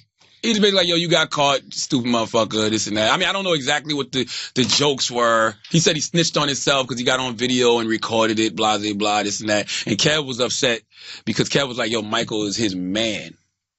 So being that Michael is his man, Michael shouldn't have jumped out the window. But then Gary Owens also made jokes too. But I guess it was the way Gary made jokes. You know what I'm saying? Gary basically called Kevin on the phone and was like, hey, man, fucked up what you're going through, blah, blah, blah. But hey, check this out. This may not be the time to ask, but you owe me $2,000. You know what I'm saying? Like that's funny. Because it got nothing to do with cheating. It got nothing to do with cheating. And then what did Blackson say specifically? I don't know exactly. I don't know what he said specifically. Now, was Blackson just piggybacking on the fact that this is a big story and he wanted to insert himself Yes, and that's what Kev said. Kev was like, yo, you're the Instagram model that's doing anything for likes now. And, you're talking about Kev because Kev was hot right now. Kev brings you attention. Yeah. I just think as a man, I can't clown another man for cheating. Yeah. That's just me personally. Yeah. I can't do it. Now, if Michael found the funny in it. What guy is doing that? Michael Blackson. Michael Blackson said you're a clown for cheating. That's what he said. I don't know what he said. I don't want to misquote him. I don't know exactly what he said. I got to find out what he said because it all comes down to what he said. I just know what Kev was saying he was upset about. Yeah. Which was Michael Blackson clowning him for cheating or speaking on him cheating. And, I can see where that can also be fucked up as well because if my wife is at home and I'm trying to get my wife to stay offline because she's probably reading all of this shit about me, which I know makes it worse. Oh, of course. Because if you're a woman, first of all, anything that's said on the internet affects you. If you cheat privately, they forgive you. Yo. But when everybody knows and they calling you stupid and you screaming on him, these motherfuckers think I'm stupid. You see what Bossum just said about me? Michael Blackson, your own boy, just got online and said that I'm stupid and you stupid for cheating on me. See what the fuck? Oh my God, damn, bro. Yo, if you cheat, if you're fucking another girl and your girl walks in, right, and only the three you know. You might get a threesome pop. Yo, real talk. You might be able to get a threesome popping, right? You're definitely forgiven, right? Without question. Listen, it's done. It's fine. I really think that it's fine. As long as nobody else knows that you're there, it's in a random situation. You could kill the girl. So it doesn't matter. It's no evidence. It's like anything else. If me and you are sitting down talking right now, and you tell me, you say, suck my dick. Yeah. I mean, like in a disrespectful way, not in a like. Yeah. We're alone. What is the respect for that? No, pardon me. Would you mind? It's just us. Sucking my dick, please? It's us two here. You know what I mean? What? Hey, Charlamagne, you've been a fairy lately. Would you mind sucking my dick? But Charlamagne, prove that fairy lives matter. Would you come over here? But if it's just us, it'll go a whole different way. You know what I'm saying? Right. But if it's an audience, forget it. Now you. He said suck his dick. The fuck you mean suck your dick? Yeah, it's true. It is you turn to me and say, well, I asked you yesterday and you did it, so I wouldn't ask you. So why is it a big deal now? Oh, now it's an issue, huh? Now you don't suck dick all of a sudden. But it's the audience, man. The audience. I think that's the problem with America, yo, right now. It's now everybody got an audience. America has a live studio audience. Yeah, we got called social media. Social media is a live studio audience. And that shit is 24/7, 365. How many of these things would you tweet to no one? That's what I'm trying to like. How many of these things would you say to no one. That's what I be thinking. I promise you. Listen, it's certain things. Like that's why I keep a journal now, and I keep I keep a gratitude journal, and plus, like even. Oh, you keep a gratitude journal? Yeah. And you, gay.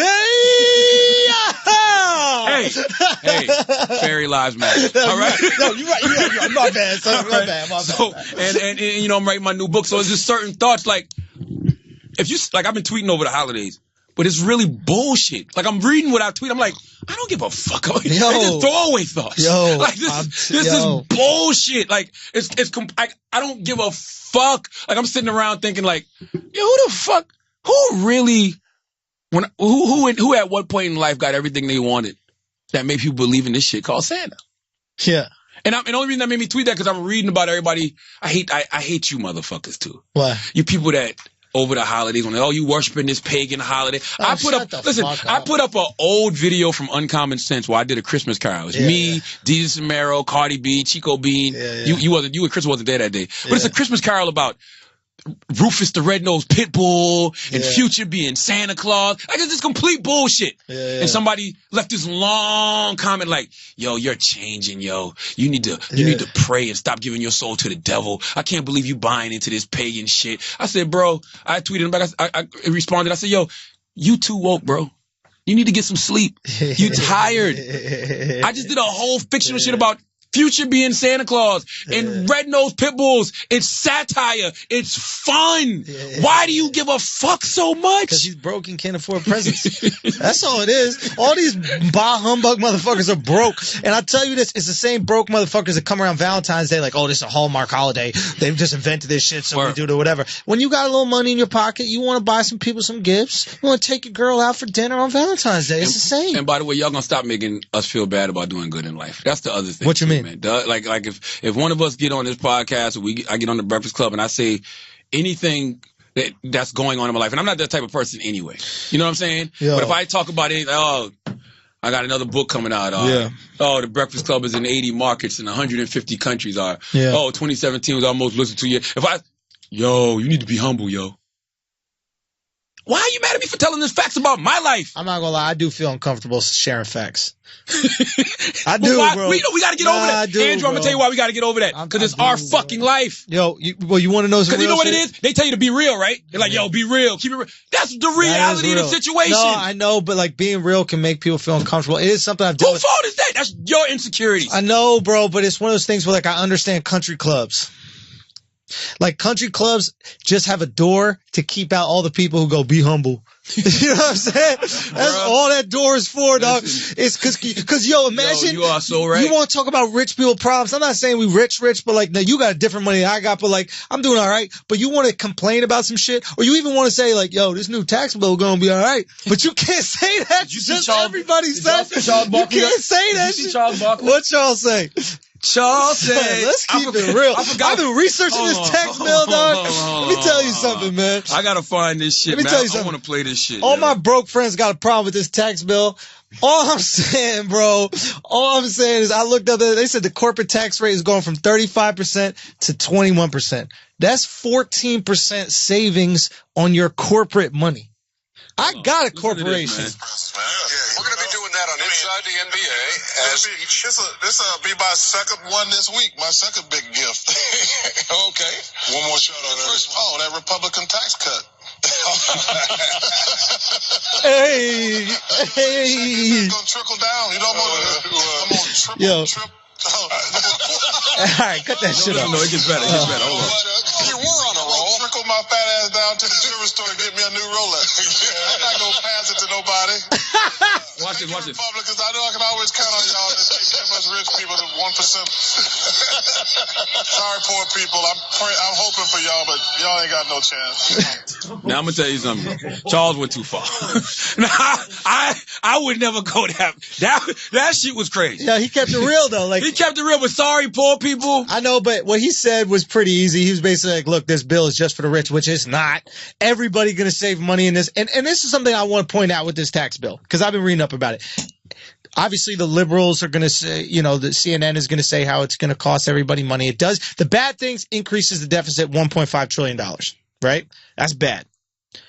A couple other bad things that they have in it. I wrote some notes and I'll tell you. The good thing is everybody's going to save a few $1,000s. Everybody. I think only but the 2025 thing you're talking about, I'll get to that. So, everybody's going to save a few $1,000s, right? Because they're cutting taxes. That's everybody. So, it's not, just the rich are going to save. Everybody's going to save. Matter of fact, the rich are going to save percentage-wise less. Mm-hmm. So everybody's going to save a few $1,000s. And what I want you guys to do is keep the same energy you always keep. So, for example, if you were one of these people who is a tribal thinker, you don't look at issue per issue. You vote based on your tribe, which is the Democratic Party, Republican Party, whatever it is, and everything the Republicans do is bad because you're a Democrat. What I want you to do with that extra money that you have saved at the end of the year is I want you to give it away.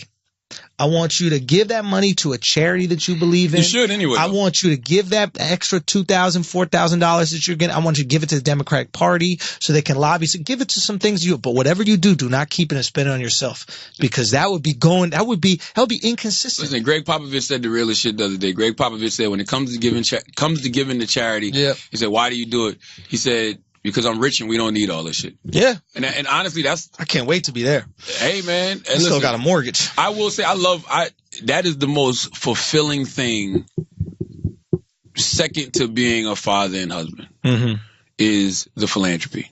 Yeah. Like being able to provide, or give to different charities or just give to people. You know what I'm saying? Yeah. Like that is the most fulfilling thing. That is a great motherfucking feeling. I know people like to say, that's another thing when it comes to energy. People like to say gratitude is your attitude, be thankful for what you are. And they always say, you got to give in order to receive.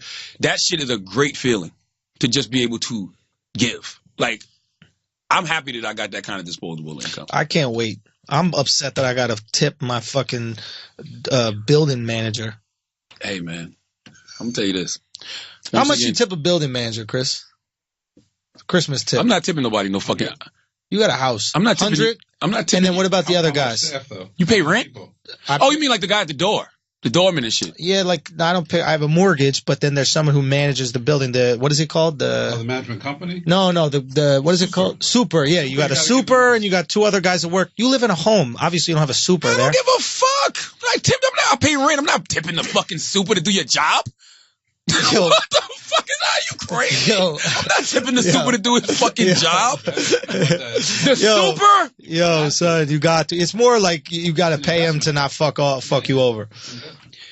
I got to pay you to correctly do your fucking job? I got to tip you to do your job. I mean, you can say the same thing about a waiter. No! Why not? Because waiters can go above and beyond. Like waiters don't. So them going above and beyond is not complaining to the board that you're loud sometimes. Them going above and beyond is not complaining that you didn't get your garbage right. Them going above and beyond is not complaining fixing something on time. That's your job. Say what? Fixing stuff is his job, bro. Sometimes you go above and beyond. Not allowed music shit. If you got some parties and shit and you fucking a bunch of girls and you don't want him to tell these different girls, this dude fucking a bunch of girls coming in and out of it. That's different. Yeah. But just to fucking fix some shit that you're supposed to fix? Come on, man. I watch Good Times. Bookman never got a fucking tip. They got all I'm saying is you say 100 each. There's three of them. There's one super and there's two guys that do like maintenance in a building. You know who's good at that kind of shit? Wax. What do you mean? Wax. Listen, there's no place. Anywhere Wax has ever been, I promise you'll get grade A treatment. Because Wax gonna get these motherfuckers weed, right? Whatever drugs they need. Really? Okay. That's a tip. If he's bringing girls in and out, I'm not gonna say what hotel in the city, but there's a hotel in the city right Everybody now. got love for Wax. Never gotta pay no goddamn money for no. Really? What? Because this motherfucker is bringing girls in and out of there. He's putting girls onto the guys that work there. He's giving them weed. They love that motherfucker. So the Dream Hotel on what? 55th Street? The one over on 55th? It was all a dream. I used to read Word Up magazine. Salt and Pepper and Heavy D in the limousine. Oh, let's pay these fucking bills, man. We ain't did no fucking bills all day. Did you send it over? Yeah, I got it right here. All right. You know Issa Rae from her hit HBO series Insecure. Now you can listen to 2 seasons of her acclaimed podcast, Fruit, a podcast about fairies. No, I'm just joking. On Stitcher Premium. No, obviously check her shit out. This gripping audio drama tells the story of X, an African-American pro football player on a journey of self-discovery with sexual exploration. Wait for it. Maybe it is about fairies. Written and directed by Issa Rae, the Sarah Award says Fruit raises the bar on what is possible in audio fiction. So essentially what this is it's an audio drama. Is that correct? So this is a scripted show that you listen to. It's not based on reality or anything like that, Chris. This is a completely fictional. Yeah. In fact, I think she put it together before Insecure. So think of an audio version of Insecure. I mean, not the same plot line by any means, but similar themes, same mind, same idea, all that sort of stuff. Anyway, Stitcher Premium has a great holiday deal going on at the moment for a limited time only. Get 30% off Stitcher Premium when you use the promo code IDIOTS30. Remember, that's IDIOTS30. Okay, so treat yourself for the holidays and start listening to Fruit now. Just go to StitcherPremium.com/fruit and use promo code IDIOTS30 for 30% off. That's StitcherPremium.com/fruit. Make sure you do it. Can you call a gay guy a fruit? Is that offensive? That's what I said when we first read these promos. I was like, I thought fruit was a gay slur. So what is the deal? I don't know anymore. Black women, free speech. Black women can say whatever the fuck they want. Is there a word black women can't say? What's a word that if a black woman says it's offensive? I think they could say I think they could say maggot even. I don't know, man, but I know black women had a great year in entertainment. Goddammit. Oh my God! If you want to prosper in the entertainment field, be a woman of color. All right, Hey. Cardi B, Tiffany Haddish, Issa Rae. I'm gonna tell you who the sleeper is. Not really a sleeper though. Lena Waithe. I think Lena Waithe. Who's that? She stars on Master of None, and she wrote an episode of Master of None. She was like the first African American woman to win a Emmy. Yeah. An Emmy for comedy writing. Thanksgiving episode. And now she's got this. Oh my bro, she got this show on Showtime called The Chi. Oh yeah. Bruh, that is the best pilot I've seen in a long. Really? Man, listen, that shit. Because she's from Chicago. What's it about? Chicago. Right? Need I say more? Why is it that you can say shy but you can't say Chicago? What, Chicago. You say shy, but then you say Chicago. Well, because it's two different things. First of all, this is the thing. Shy is CHI. Yeah. But it's pronounced shy, like I'm shy. Yeah. So it's perfect. It's already mispronounced. Yeah. So it's good for me. You know what I'm saying? It's a pre-mispronounced word. I'm cool with it. So you can only pronounce like rap spelling. I guess. I don't fucking know. Okay. But listen, if you got Showtime on demand, because the first episode doesn't start till January 7th, but they got the pilot episode out now. Please go watch The Chi on Showtime. Really? Listen, man. The Chi on Showtime. Yes. It's a show about Chicago. Gotcha. Listen, that makes sense. Jason Mitchell, yeah, who played Eazy-E in Straight Outta Compton. Oh, yeah, I like is one that of the kid. most phenomenal actors I've seen in a long time. Really? Man. He's made me almost cry twice. And I've seen him make Wax cry. All right? Whoa. When we went to go see Straight Outta Compton, and he announced he had AIDS in that movie. Wax started crying? Bro, Wax eyes started watering up, and Wax started tapping his Tim, and he goes, yikes! He loud as hell in the movie theater. And when he said yikes, it's like every dude in there had permission to go, it was just like a collective sigh. Like Jason was tugging at everybody's fucking heartstrings. He's got a scene in that first episode of The fucking Chi, bro. If your eyes don't water, you're not human, man. You're not human. Really? And I just watched him in Mudbound because y'all had me caught up on. What is Mudbound? Who is it? Man telling me to go watch Mudbound? Another Netflix movie because I watched first of Bright. all, we're going to watch Bright on for Westerbros and do a review for Westerbros and Star Wars. So make sure you see both of those movies. And in the new year, Bright is available on Netflix and Star Wars obviously seen in the theaters. But come the new year, we're going to drop both of those episodes. Bright is one of the most polarizing films I've witnessed in a long time because. And first of all, I hate when people act like critics aren't people. But for whatever reason, people don't think critics are people. So critics are orcs. All right? So the critics are saying it's terrible, but it seems like people love it. Like it. Of course the critics are going to say it's terrible. I didn't like it. Yeah, but here's the thing. Okay, we're going to get to that in a second. But do you really think a movie critic, a film critic, is going to be objective? My boy, Marco. Marco brought this up, and I was thinking the exact same thing. But Marco is one of the guys on Westerbros. But he's like, do you think they're going to be objective about a film that comes out on TV and then risks their job career, their occupation?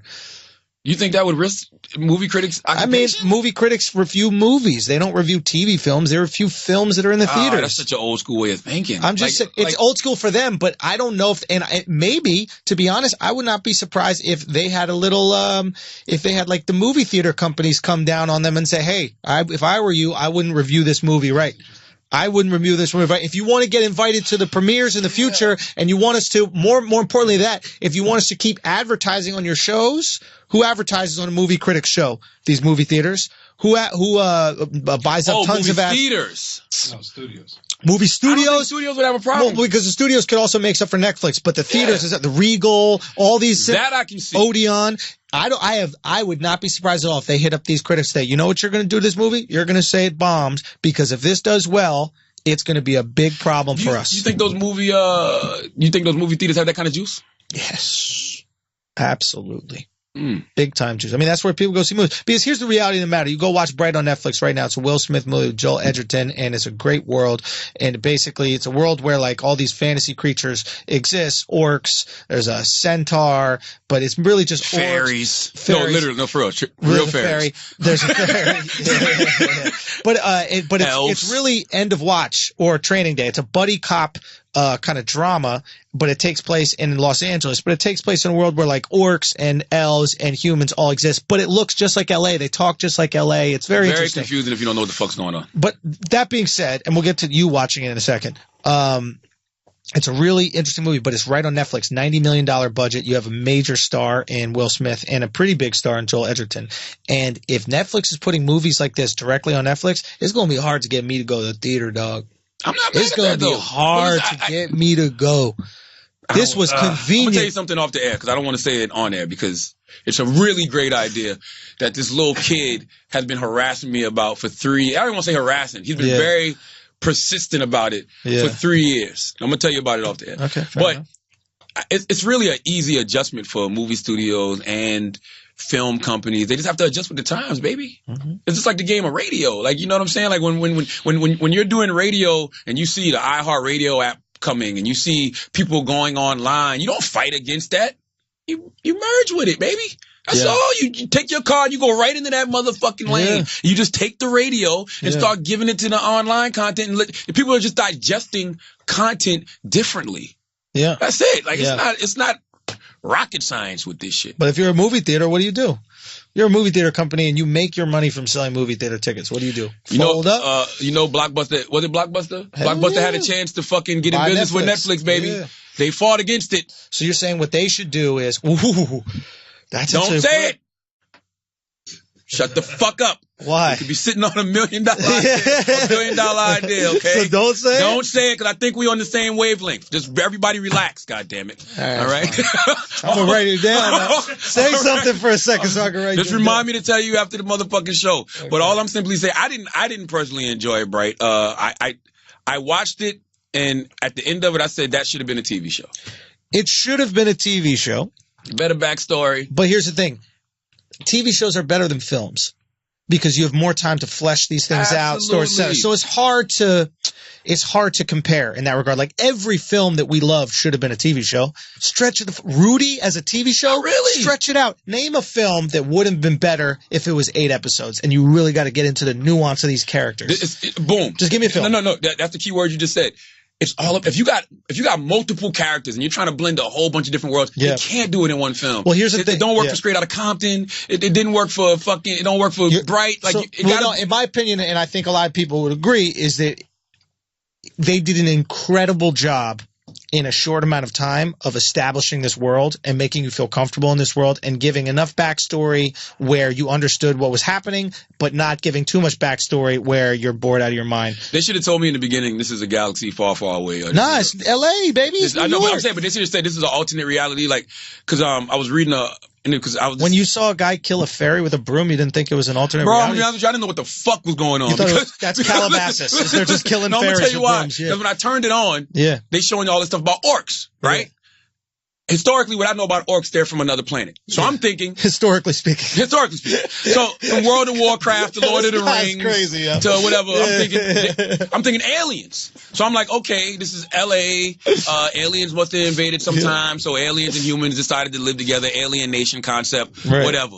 But then in the first year, when all of a sudden it's like, where the fuck did a fairy come from? Right. He goes outside and he kills the motherfucking fairy. I'm like... what the fuck is going on? So I was reading a interview that David Ayers did. I guess he was the director or whatever. Okay. And the guy asked him, he said, did you purposely not explain the state of the world? Yeah. And he goes, yes, because I feel like the audience is smarter than we give them credit for, and we have to give people something to talk about. David, no. No, it's the reason when Star Wars comes on, it says, in a galaxy far, far. That lets me know immediately I'm about to see some shit that I don't see on motherfucking planet Earth. That little graffiti shit you did in the beginning showing that wasn't, all you had to simply say was, in an alternate reality, where all of these different species live together, and 2,000 years ago, there was a war with the Dark Lord. I'm fine with that. Another great example, Boys in the Hood. Remember in the Boys in the Hood? If they don't give you those texts at the end, you're looking at that ending like, what the fuck is this? Yeah. Doughboy gives a speech. Either they don't know, don't show, don't care about what's going on in the hood. He goes across the street. Trey is on the porch. He just goes in the house. You'd be like, oh, that's it? But when they give you that little context and they say, the next day Doughboy buried Ricky. 2 weeks later, he was murdered. Trey went off to college. He eventually marries Nia Long. Like give me those little bites, baby. I need that. Closure. I need that. Yeah. I need that. I think with Bright, I don't think you paid attention to the movie the first time you watched it. You might be right. Because by the way, that might be the other problem with Netflix at the house, baby. Because when you go to the theaters, you paid money. Let's go.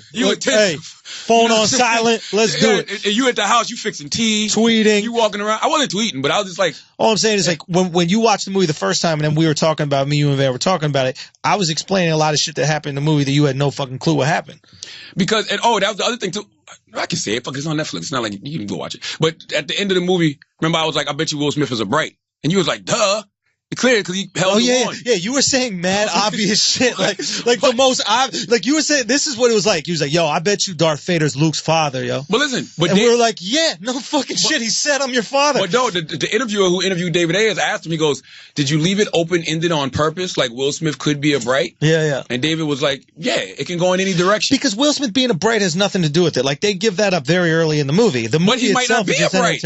Well, I think he is if you can hold the one to think you're a Bright. But that is the conversation that David was trying to start. Let's have these conversations. That is cool. Yeah. But all the other shit, the movies, I think that you're just committed to your initial response because you got a lot of shit. I got to watch it again. What is it called? The something fallacy. It's like when like when you go hard on something, when you go all in on like a bad hand. I didn't shit on it like that. You shit on it initially. I said you shit on it initially because I had no clue what the reviews were. This is so funny about me neither. I didn't the expectation of my Instagram. So I come back. I'm jet lag as fuck from Israel, and I see this movie on. I'm like, Will Smith in a Netflix movie. I check this shit out. I love the movie. I'm like, oh my god, it's fucking amazing. And I'm not on Twitter anymore, so I couldn't tweet about it. But I want to spread some love for good content. I love content, so I put the picture up, and this shit got more comments and likes than Combat Jack's I'm dead picture, right? Like, so clearly there was a lot of people. I wish we had that magic wand to bring Combat Jack back to life. Facts, bro. Real talk, man. Straight up. Fuck. Anyway, you ain't seen the movie yet, but yeah, but you'll see. You'll see and understand. So what I'm saying is, and in the comments, a bunch of people were saying, "Oh, this is just you playing devil's advocate." I'm like, wait, did people say this movie was bad? I hate that.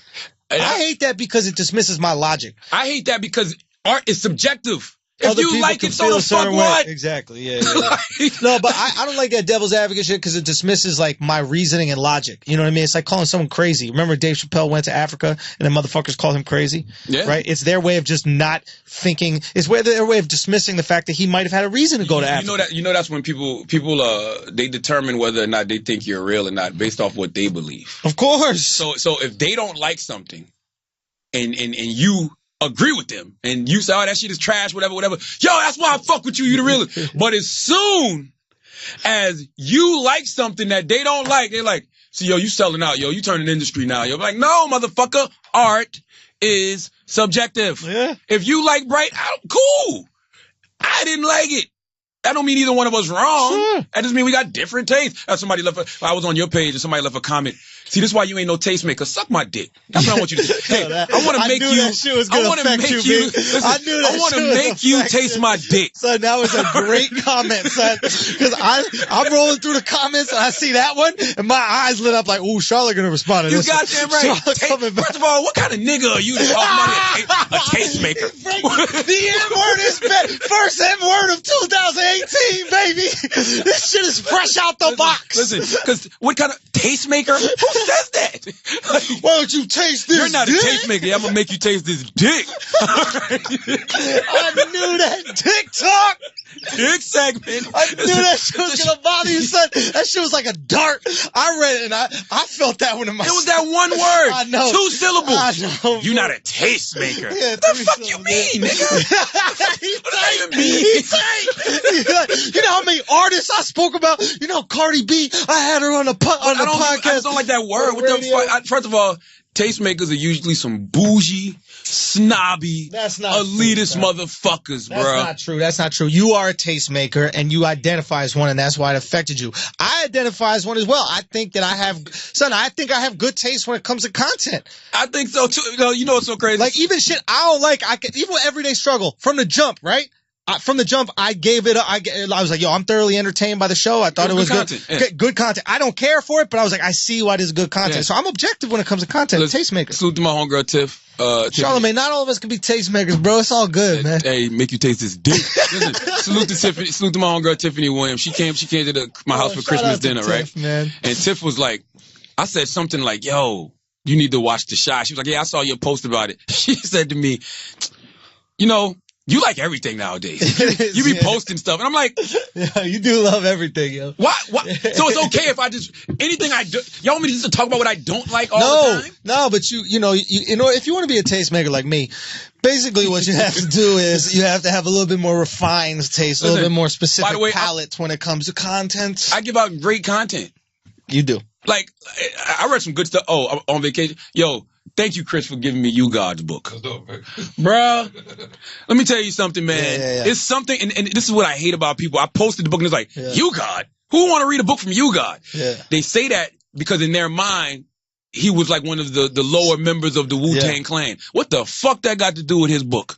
Yeah, he might have a great story. That motherfucker shit is fire. He is giving it up. Son, you read the Bible's all like the lower members of Jesus' crew. For real? You know what I mean? Like Paul and all them. Like Paul is the You God. Paul was the 12th man off the bench? Yeah, it's not. Yo, you mean at the 12th? Was he at the table? I'm saying there were cats at that. Paul wasn't at the Last Supper? Paul wasn't even at the supper? Paul was Saul. Say what? Paul was Saul. Paul Gasol. Paul Gasol plays basketball. These Jews, you can't ask them about Christian shit. What Paul Gasol got to do with Jesus? After the Old Testament. What'd you say? Paul was Saul. He was Saul first. He came way after Jesus, and then he had the epiphany on the road to Damascus. I spent more time with the Jews when I was in Jerusalem, man. All I'm trying to say is that there were some people that were on the bench at the Last Supper that they weren't getting in every single Wu-Tang song, if you know what I mean. Yeah. But they still got some bars in the Bible. But You God explained. So You God was probably one of those. He might have had a hot story. He explains why he wasn't on a lot of records. Why? Because he was driving a cab. No, that's Capadonna. Oh. You God was his name had cab in it? I don't want to give up the book. Capadonna. You God was a hood dude. Oh, he was doing work. He was in and out of jail. He was wilding. Like he was wild. It's a great read. Those are the books that should become movies. He played a very interesting portrait of Method Man too. I thought that's one thing. Ooh, did he go at Meth? New respect for Meth. Yeah. Really? I mean, I've always loved Meth. Always loved Meth. Give me the drama. He's a real dude. Yeah. He's a solid dude. Because they go way back. Before the way before. They used to work in the Statue of Liberty together, all kind of crazy shit. What like funny. No, they used to sell dope together, working like Meth is everything that I always thought Meth was. He is. Really? Real dude. Can you give like an excerpt, like a quick little I mean, the one thing that stands out in my mind is a PCP story or an acid story. So I don't think that's a good one. Okay. I don't know. But he's just a good dude. Now RZA, I don't want to give a book. I'm saying when the book comes out in March. You can give an excerpt of it. It's not that. He doesn't paint RZA in a good light at all. Really? No. But it rang true. I don't know if it's true or not. Does anybody like their boss? Yeah. How many people love their boss? I didn't think it was a negative light. I just think RZA made choices and everybody wasn't happy with it. Yeah. It all boils down to finances at the end of the day. You know what I'm saying? Yeah, so he wants a little bit more, and he wasn't getting it. He don't know what was there. Yeah, it's all. It looks like there's a lot of pie in RZA's house, and he doesn't have a lot of pie in his. He's going to have some, things to talk about. Speaking of that, Chris, we'll be writing more books in the future, so we just want to make sure that you have good representation in our books. Make sure the pie is split up nice. You know something I don't know? What's up? Yeah, I don't know. I'm just fucking with you. Oh, no. We're going into 2018, so let's just put it on the table.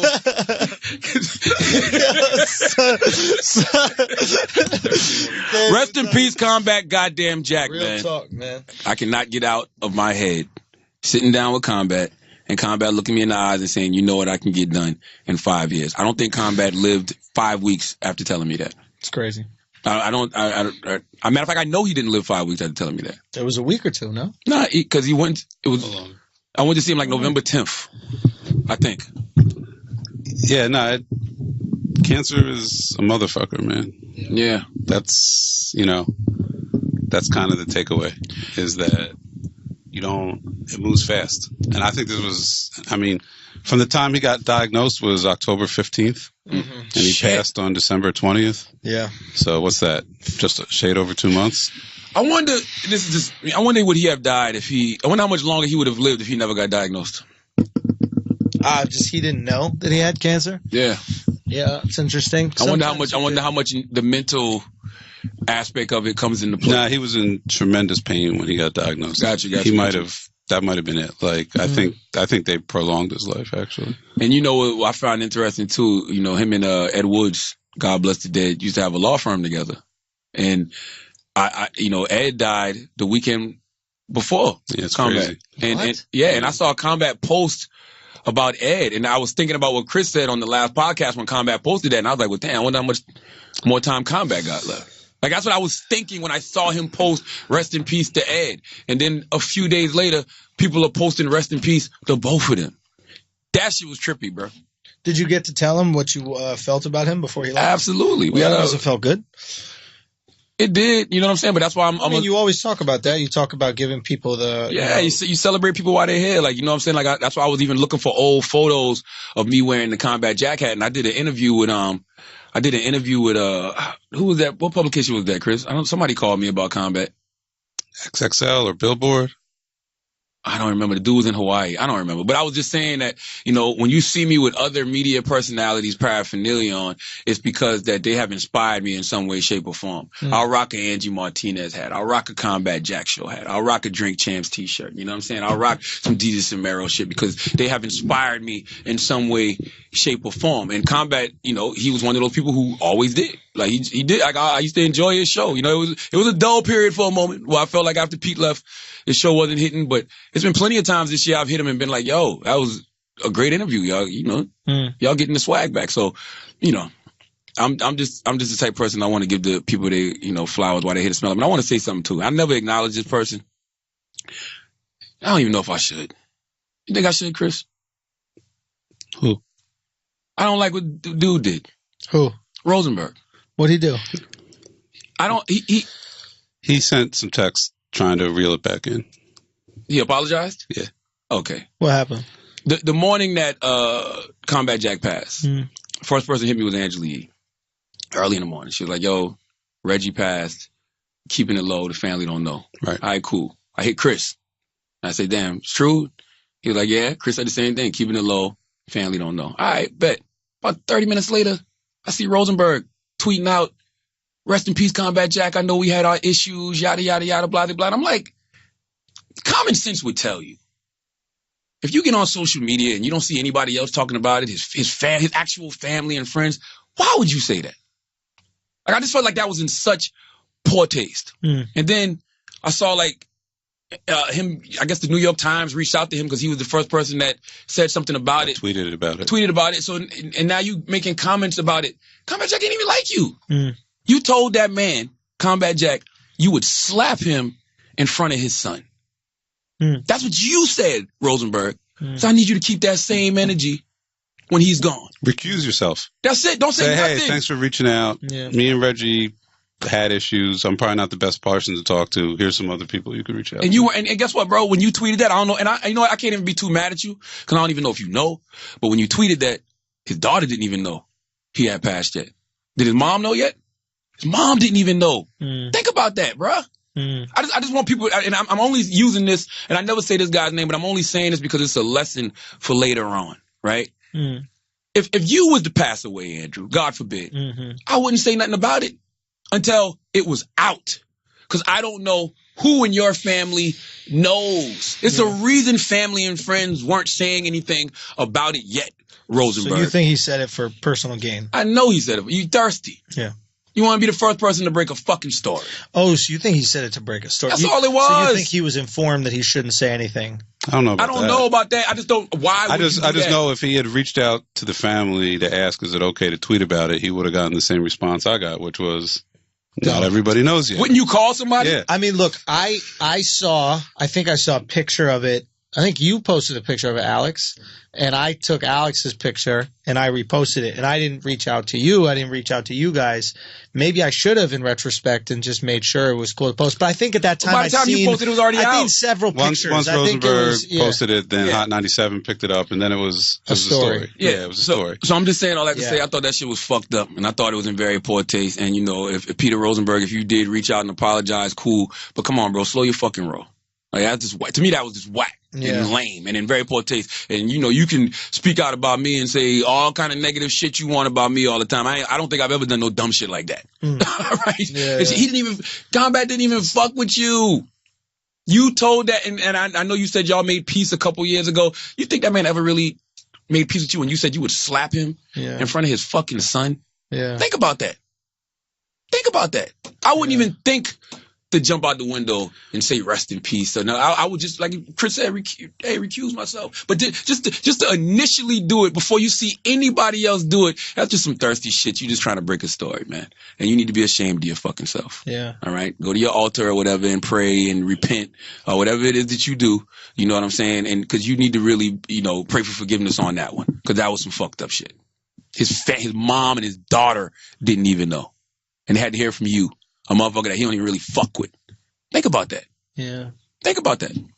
Now, hate to ruin your 2018, Peter Rosenberg, but that's what you got to bring into the new year. That energy. All right? Okay? You hold on to that one.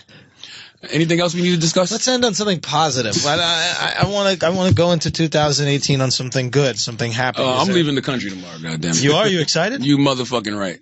Now, I'm taking my annual vacation. You know, it's But you're not going to Anguilla. Not going to Anguilla. Anguilla got hit by the hurricane, but I heard they got power now. Salute to Anguilla. I'm actually going to Anguilla in January. Okay. But salute to all my people in Anguilla. I'll see y'all in January. I'm gonna try a new island this year. Ooh, which one? I'll say when I come back. All right, fair enough. You know what I mean? Got to keep it safe. Yeah, say when I come back. But you know, it's a blessing. Wax is on an island right now. He's coming with me tomorrow too. Oh, but he's leaving the island that he's at. He's with somebody. The fact that Wax is out of the country right now is hilarious to me. I thought he was with you. He was not with me. Listen, I hit Wax the other day like, what's up? I'm just talking to him. He's like, yeah, I'm in Mexico. I'm like, Mexico? What the fuck you doing in Mexico? Right? Okay. But I don't know who he with. Can we FaceTime Wax or that does not work? I don't know, bro. Wax been barely texting me back, and when he do text me back, it's green. Yeah. Right? Okay. So I don't know what the fuck Wax got going on. Let me see if we can get him up. Oh, hey, No, yo, You in Mexico? he's working out, of course. Hey, man, we're on. Hey, we're doing Brilliant Idiots right now, yo. Who you out there with? Who you out there with? Yeah. Who you out there with? I'm in Mexico. Yeah, but who you out there with? I don't know.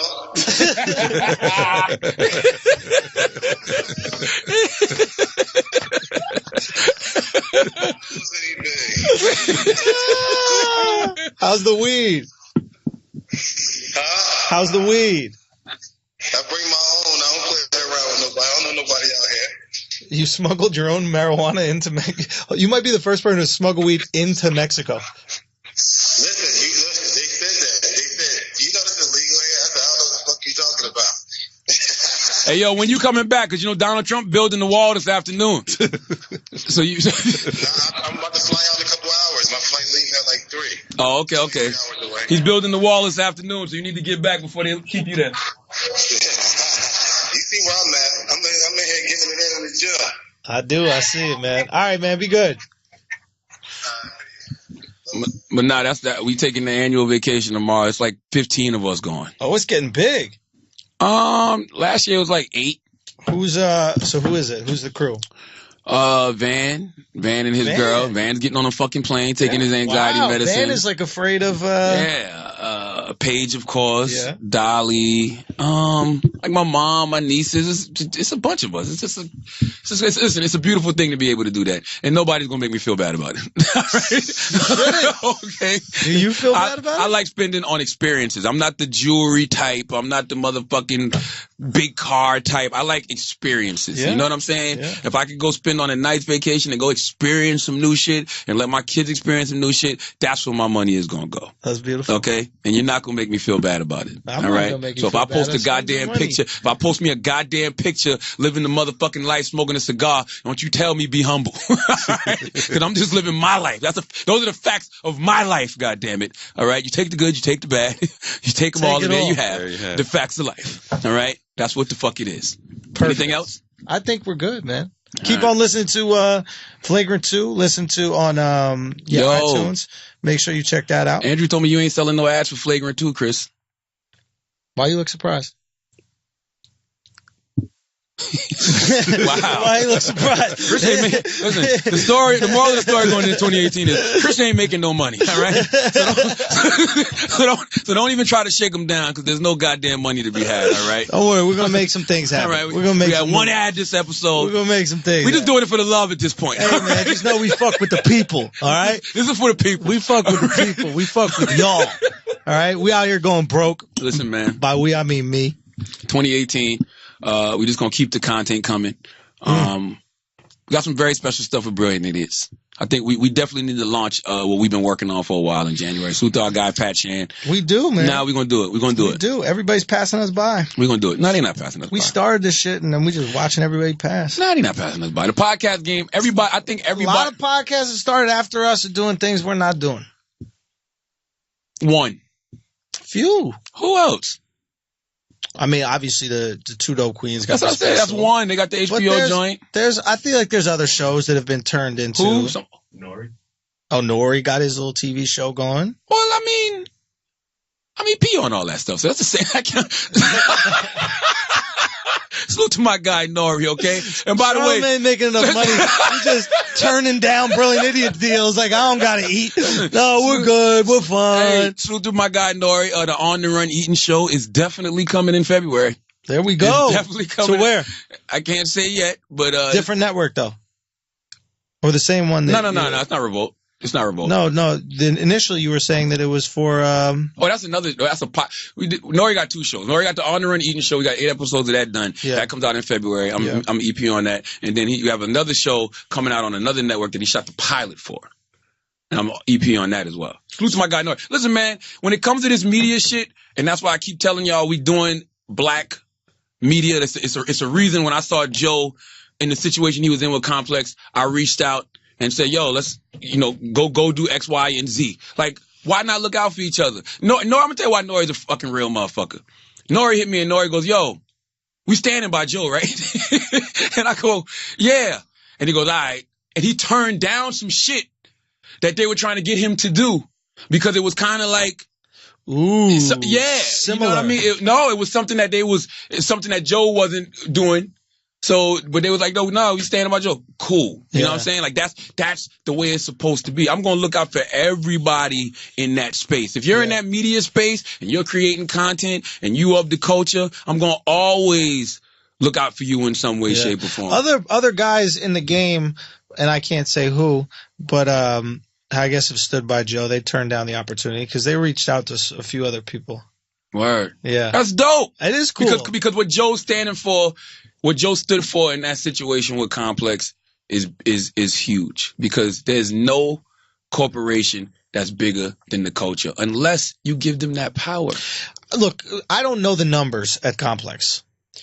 I think that they were doing okay numbers. I mean, I don't know if they're not doing millions of views, right? Like per episode is getting. I don't know. But all I'm saying is like, in terms of the I mean, what is it? They're owned by the Hirsch. Verizon. They're owned by Verizon, right? So like these big companies have a business model, and it's very simple. It's not nothing personal, right? It's just like, does this fit into the business model? If it does fit into the business model, they would have made him an offer that worked for him. If it didn't, They're not going to. It's just. I think they believe in their ability to create another one. Is what I think. I want to comment on that. I want to comment on that. I was shocked when they let Desus and Mero walk. Yes. And then I was shocked when they let him walk. So I think they think it's them and not the talent. There you go. I think that they bring in revenue through other things besides these shows, and they view these shows as just brand awareness. Right. So they take a loss on these shows, but they understand it increases the equity. Yeah. Now, so they're not going to expose themselves too much to a loss, right? So let's say these shows, hypothetically speaking, make no money for the network, but they provide they make it look nice. Loss leaders. Exactly. That's what they're calling TV, a loss leader, right? Now, like, for example, Desus and Mero very well might be a loss leader. I don't know what their views are. I don't know what kind of advertising revenue, but Vice doesn't make its money from Vice TV. Vice makes its money from brand and marketing deals that it does around the world, right? A private company will hire Vice to make them look cool, etc. That's where they make the money. So these other things they'll lose money on because it gives them status, whatever, right? So with this, what was so interesting to me is that this show has nothing to do with the producers, right? This is not a produced show. This is all talent. Right? Yeah. It's literally like we leave Brilliant Idiots, and then Chris tries to get two other people to be Brilliant Idiots. It's not going to work. There is no brand. Breakfast Club. Same thing with Breakfast Club. There's no brand that's Brilliant Idiots. There's brands as Charlemagne and Andrew Schultz. Yeah. And we have a conversation. There's a brand that's Ack and Joe Budden, and they have a thing. And if you think that you can fool the people by doing that, you're out your motherfucking mind. Exactly. So they're absolutely wrong. There's no way Complex should have let Joe. So they had no leverage in the situation. What they should have told Joe was what the reality is, which is, hey, we lose money on the show. This is not a profitable endeavor for us. We can only lose so much. We like it because it gives us cool and gives us cachet, but we can only lose so much. This is how much we are allowed to lose because this is what Verizon says. Are you willing to do it for this amount of loss? But if they were making money, please believe they would have cut them the check. But the problem is this. They had monies coming in Joe knew about. For advertising. And they weren't paying them. Like for example, if they're not in the brand placement, but they have brand placement. But you have to understand, if they're not in the black, right? The black is a term which means profitable. If they're not profitable, it doesn't matter if they have monies in or not, and they're not paying because they're trying to get to profitability. But if Spotify, I mean, you don't know. I mean, look, I feel the impact, the cultural impact of that show was probably larger than the actual numbers. Right? Like, absolutely. It probably that's a fact. It probably didn't bring in the same amount of money as the buzz it created. But the flip side is, what's the production cost on a show like that? It was a little BS set. It's really you're paying talent. Listen, if you listen to the last Joe Budden podcast, they wanted them to do a Friday show. Right. Spotify gave them $500,000 to do a Friday show per episode, or I don't know, $500,000, whatever. But then they came to Joe and Ack with a number like, we'll give you this much more. Like, if I know what you made, you can't give me that. Yeah. Like, I want more. Yeah. And if you're not doing that, then something's wrong. Listen, that's why total disclosure is actually good. I understand how networks, they don't want to do total disclosure because once you start making money, you don't want to let people know. You know, like when, what is that show? Not How I Met Your Mother, but the dork show, Bang Theory? Yeah. Big Bang Theory, right? Like, they don't want to tell the actors, hey, this is $1 billion franchise. Oh, they're getting paid, though. I mean, every actor there is getting $1 million an episode. All the majors, they are. But which is great. And they deserve it because the show is worth $1 billion. $1 billion. I mean, that's the other thing, too. When you're talent, you have to know that you're talent. You're not an executive producer. You're not the creator of the show. If you brought the show there, that's a different hustle. But he did. Oh, he did? Yeah, that was his idea. I didn't know that was his idea. Initially, it was supposed to be Joe and Tax. Interesting. That was the original concept that Joe had. Salute to my guy, Tax, man. That was another tragic situation this year, man. I guess because I've been off since the 15th. So I've been on vacation, and I've just been, like, sitting around thinking about things. And it's just like I saw a picture that somebody posted from Tax Stone's Instagram with Tax in combat, and I'm like, it's like we lost Tax in combat in the same motherfucker. Yeah, big hit. And Tax was in that media space in a heavy way. Like, Tax, y'all have no idea what Tax trajectory was about to be like. You know what I'm saying? If you think the podcast and Uncommon Sense and all that shit was setting Tax up, Tax was about to start doing his TV show literally that week he got locked up. He was supposed to shoot the pilot for his TV show. Like, literally that week. Yeah. So it's just like, yo, that shit, and you know, it's weird. Like, I was having a conversation with somebody, and I was like, they asked me, like, what Tax? I was like, I think Tax been in the hole for the past month. And then it's just like, it hit me like, the fuck you mean tax? Like, did I just say tax was in the hole? Because he still calls me. Like, we talk all the time. You know what I'm saying? But it's not, you don't even realize, like, he's calling you from jail. You realize it, but it's not a thing. Then you realize, like, this motherfucker is in jail. Yeah, man. Yeah. And for what? Some dumb shit. You know what I mean? Like, I don't know. I still don't know all the details of the situation. I just know whatever it was. Avoidable. Could have been prevented. Yeah. You know what I'm saying? So it's just like, I'm looking at that shit and I'm like, what the fuck? So it bothers me when I see everybody in this black media space, and either they're arguing about petty shit, or, you know, if you want to move your own way, cool. Like, you know, Ack want to do his own thing. You say he want to be his own man, great. He don't want to be involved with no industry motherfuckers, even though he's on his Twitch with Lil Yachty all the time and he works for Complex. Well, it's an interesting thing. I was thinking that with Ack, you know, it's there's two ways to go after this situation. You know, there's one way is to say, I'm not going to do any more. This is fucked up, and I'm going to go do my own thing. And the other way is to take the Kobe route. You know, Shaq got traded. And Russell Westbrook, yeah. And Kobe was like, shoot 40 times a game. I'm gonna shoot 40 times a game. I'm gonna see if I can carry it. And right. I think somebody who truly believes that they've got something will want to, and believes they can do it on their own, will want to at least take that challenge. Yeah. And I wouldn't be surprised if Ack does take that challenge, or bring another guy in, but this time you carry the show, et cetera. Hey, do your thing. And listen, I wish him the best. You know what I'm saying? Like I said, I want all these spaces to exist. I would rather Everyday Struggle exist with Ack and Joe. And I know people are saying, like, well, you told Ack that Joe was unstable. Yes, he is. But like I said, when you know the dynamics of the situation, now I can see why he was totally unstable at Complex, because he wasn't happy at Complex. Well, I mean, I think there's instability in Joe's of course, life. We know that. Yeah. I don't think it's a Complex thing. I think it's a Joe thing. But Complex had a lot to do with it. I wish they just kept it 100 with them. Like, if you're an honest, and I know it's weird, but if you're an honest corporation and you just say some shit like, look, here are the numbers. This is what we make. This is our profit margins. This is how much we're losing. But let's say that. But they did tell him that though. They said, "Yo, we lose this." They amount told of him money. that they couldn't advertise the show. They was like they couldn't get no advertisements for the show. They did tell him. Why? That. Because the content was too racy. That's what I think it is. Because listen, Donkey of the Day is the highest rated segment on the Breakfast Can't Club. get an ad and on has been for the past 7 years. Yeah. But ain't nobody gonna advertise it because they don't know what the fuck's gonna come out of my mouth. Yeah, it makes sense. You want to be attached to it. Word up. They don't want. So I don't know if that's the same case with that. But that's the only thing I can think of. I can see it. You know what I'm saying? That's the only thing I can think of. Advertisers say we can't, because they're going after bigger brands too on Complex. That's right. They're not going after. Remember, podcasting is direct response. Promo code. Boom. Yeah. We don't care what you say if you just type sell in the idiots. mattresses. Yeah, exactly. You know? Facts. Yeah. Complex. They got to worry about they a brand. want Gatorade. Well, that's why they started doing things like putting clothes on them, putting sneakers on them. They figured they'd make it up that way. Exactly. But they were making money from that too. That's the other thing Joe said he had a problem. That's what I'm saying. Is like they're going to put a sneaker on them because they can't. That's fucked up. No. It's not fucked up. You need to sell an ad in a certain way. If you can't sell a direct ad, meaning, hey, go buy Nike, what you can do is dress a dude in Nike, and then they don't got to say anything. But they got paid for that, though. Of course, but Joe them didn't. But why should they? No, they put the Nike. If you're making me wear it, you're gonna pay me because that's a personal endorsement. Yes. If you're putting it on my foot, it's one thing if you just. That's a good point. Got to sit on the table. No, you know what I'm saying? But that's a good point. What? No, that is different. Because you can't.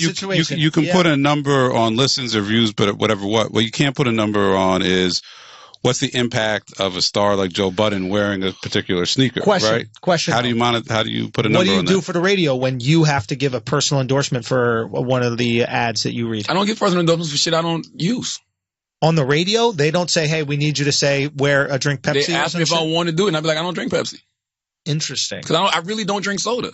I'm not going to front for people. I'm not – anything you've ever heard me endorse. You're not contractually obligated to endorse certain things? No. Interesting. Absolutely. And in terrestrial radio, when personalities do endorsed ads, there's usually – they don't get all of it, but they get a piece. Usually they work out a deal where they get a piece. So in my then Complex experience. was trying to, they were trying to do some fuck shit. Yeah. And that's why Joe left. And I hope Joe goes over to Revolt and gets that motherfucking bag. Yeah. You know what I mean? I hope he takes Rory and Mal with him, and I hope he gets that bag. And I hope Academics continues to do what he does. You know what I'm saying?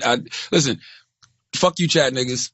You know what I'm saying? I ain't got number love for Academics, and I wish him the best, and have always wished him the best, and don't want to see him do nothing but succeed. But, since he's not answering my texts, 2 things I want to say to him. Number 1, Stop saying you're not an industry person because you work at Complex and you're on Twitch. What's wrong with being an industry person? Nothing. And you're so insecure about these random terms. And you're on Twitch with Lil Yachty. Yeah. So you can't say you're not an industry person when you're on Twitch with rappers and you work at Complex. That's number one. And number two, I saw you tweet out. Somebody said to you, probably one of them dumbass chat niggas who never did no business. They said to you, the only person you should be listening to right now is your lawyer. And you said facts. When it comes to career decisions about your own personal career, you don't listen to your lawyer about shit like that. Lawyer does contracts. Lawyer does negotiations. Lawyer makes sure that the decisions you make about your career protected. Yeah. You don't make career decisions with a lawyer. Okay, right. You talk to your agent about that. Or you talk to your manager. Or you talk to other talent who has been in those situations. You don't talk to your lawyer about career decisions. So that's all I'm saying. Protect yourself, young man. That's all I'm simply here to say. But going into 2018, everybody gonna keep growing. Everybody gonna keep evolving. Everybody gonna keep being in these spaces, and we're gonna help each other because unity and group operation is what we all need to continue to get to the next motherfucking level. Like I don't have issues with anybody else in this media space. Like I don't think you can progress like that. You know what I'm saying? Like I think you grow when you click up. Look at Flagrant 2. Look, Kaz is a great personality. I used to use Kaz on Uncommon Sense. Amazing. Kaz has done another podcast. You and Kaz got together. Y'all got a common bond in sports. Boom. Akash you go grab Akash, who's a motherfucking comedian. You could hate on him and say, I don't want to fuck with no other comedians. You know what I mean? Like, no, that's my man. I'm going to bring him in. Boom. That's what happens when motherfuckers click up. Yeah. Me and Nori got 3 shows. 3. Cooking. When Tax was home, Tax was cooking. Like, when you click up, when you come together, and it's unity and group operation, it lifts everybody the fuck up. Everybody. So, I mean, hey, if you want to be out here on your own, cool. You know what I'm saying? If anybody out there who needs any type of assistance, y'all already know Charlamagne is always here to help you. That's one thing that'll never change about me in 2018, regardless of if a motherfucker shits on me or not. I don't give a fuck. I'm gonna always provide that assistance and energy for people who are trying to do it. It could work at Revolt, man. It will work at Revolt. You know why it'll work at Revolt? What? For the same reason our this year was Dope Trash worked. It's not about Revolt. YouTube, baby. Yeah. You stupid motherfuckers on the captions. I was posting, yo, this year was Dope Trash is out right now on Breakfast Club YouTube page and Revolt YouTube page. Motherfuckers is literally in my caption saying, yo, man, I don't got Revolt. I'm like, you stupid motherfuckers. That's why I told you earlier today. You know, when we're discussing the Adidas and Mero versus the academics thing, it's like there's access on YouTube directly. That's the people right there. Not everybody got cable, yo. And even if you do have cable, not everybody has a specific package. But a cat that's in Uganda can watch Dope or Trash on YouTube. Do you know when I watch Adidas and Mero? What? Majority of the time? On YouTube. Yes. So you got to flex that YouTube hustle as well. There's something real there. Go back to what I said about radio. The Breakfast Club, our YouTube numbers are so astronomical. Because all we do is take radio and put it on YouTube. Give it to the people in a way they could digest it. And that's what we've been doing for 7 years. We're just giving people radio in a digestible way. It's people who come on the Breakfast Club. Chelsea Handler came on the Breakfast Club and goes, I thought this was a podcast. Because in her mind, she's used to digesting podcasts online. Exactly. But like, no, this is a radio show that's been doing this for the past 7 years. This is what we do. So just take your content and put it online. I didn't give a fuck whether Revolt aired it or not. All I needed was their cameras and their production crew. That's the thing. It's like people are trying to sell CDs still. It's like nobody got CD players. Y'all don't get it? It's like it's very simple. I don't understand. There's this great, even like, I feel like there's so many people that are actually trying to get into the TV space because they feel like there's some sort of equity in TV or like it qualifies you in some certain way. If you're on an internet-based site that has the influence and gets the views, you actually have more leverage than TV. I mean, I don't know. I'm be honest with you. Ain't nobody on the internet Colbert. Netflix, ain't nobody on the internet Fallon. Netflix is on the internet. Don't get it twisted. Yeah, but Fallon and certain things have to be on TV. Fallon and Colbert do numbers that are far less than you would assume. What do you mean? They don't do the numbers that late night shows used to do. But here's the thing. Colbert is super viral. Clips are. Yeah, Colbert's super viral. Clips are, but that's Colbert's a clip. Making like $20 million a year. Yo, but that money is only going to be here for a little longer, yo. Hey, all I need is $20 million for 5 years, I'm good. No. I'm not saying you shouldn't do it. And I'm not saying I wouldn't take away the certain situation. But what I'm saying is, given the opportunity to be on a platform, we're all consuming content on our phones. We're all consuming content on the internet and other certain ways, our iPods, etc. And I hear what you're saying, but certain situations are better for TV. Give me an example. If you can get on one of them, if you can get in those network spaces with a network sitcom or a network late night show, all day, every day. But I would never say don't do it. Yeah, I'm sure it's internet platforms that are bigger than cable TV shows. Like, for example, if I had a late night show, part of me would like to be the first one to break that on the internet. Like, we've had other shows pop up on the internet. You have Breakfast Club, obviously. You've had, Everyday Struggle, these types of things. But like a late night, but every show is. Yeah, but I would like to be the one to break that platform and put it on the internet. I mean, Netflix has got to be planning to do that. They tried it with Chelsea. It didn't work. Like, you're not going to Netflix for talk shows. It's a great point. You're not doing that. But it's up to them to make you do it, right? Just like you're not going to Revolt for anything. But all it takes is one show to legitimize a network. AMC was American Movie Classics. We would watch that, You Shoot Your Eye Out Christmas Story TV. All of a sudden, they put Mad Men on there. They put Walking Dead on there. Now they have the most watched show in cable. It becomes a destination. It's a destination. So even True TV, nobody really watched True TV for anything. And then they put Impractical Jokers on there, and that funds the whole network. It takes one show. Salute to Cypher. Cypher's got a show coming out on True TV. Cypher got a show on True TV. Man, shout out to Cypher, man. Salute to True TV. Real talk. True TV's they're committed. True fucks with the kid. Yo. Right. No, for real. I'm sure you got some stuff going on with them too. I fuck with you. Salute to Esther, and I guess my people's over there. That's right. Esther's over there. Yeah. So all I'm saying is, like, it takes one show to fund a whole channel. Yeah. And Everyday Struggle, or whatever it is called on Revolt, could legitimize the whole one show. Most networks have one And by the show. way, even if you don't have Revolt on TV, it's about branding.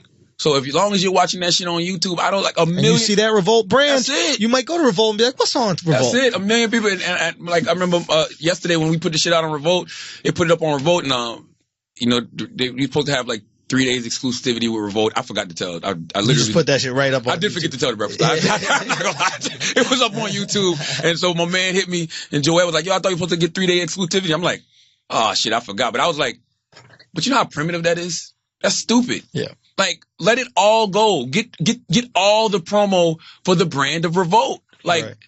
Why? Like, and also, what sense does it make if Revolt got it up and it's on YouTube and everybody else sharing it, but I'm telling my people at Breakfast Club, no, hold off for a few days. What the fuck you mean? That's not... You understand what they're trying to do. They're just trying to leverage some lists. I get it, but it's stupid.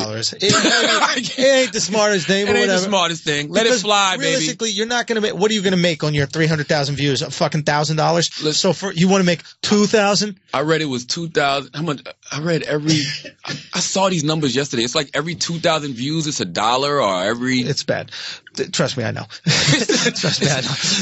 It ain't what these motherfuckers is saying, bro. Every time I buy video equipment, I'm like, is this worth it? I gotta send you this article. This girl said she spends more money on equipment and editing than she does making money off fucking YouTube. Why do you think we do the edits live? Every time we go to the Breakfast Club, we go to the studios at Our Heart to film, poor Alex has to upload every camera to the internet. It's like a day of editing. So right now, when we come here, he edits the show live, so we cut out literally 24 hours of uploading and editing. That's the whole reason why I want to come here. Man, y'all motherfuckers on YouTube better get on this TV. All right? All right? I'm just trying to tell y'all where the money at. I understand that y'all it's where the money has been historically, but the money is shifting. And as they find turn those people into monetize, dollars, man.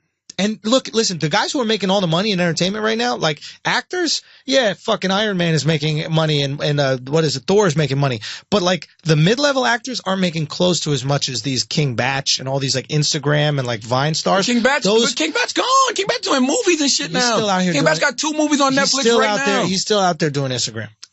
That's a great person to talk to. I would love to talk to King Batch and see what was more financially lucrative for him. Because King Batch cooking. King Batch been on the Mindy Project. Like King Batch been on TV. Like he's literally got 2 shows on 2 movies on Netflix right now. All those guys are making crazy money through brand deals on Instagram, they were making crazy even before they were doing it. And I know because I go out and I've gotten movie offers for like smaller films and stuff like that. People think it's good just because you're in a movie, you're making money. Movies don't be paying shit.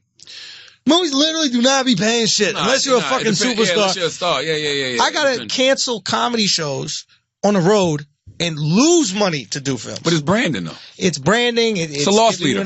Of course, it's giving you an opportunity to do it, and I'll always invest in myself. Yeah. You know what I mean? I mean, like,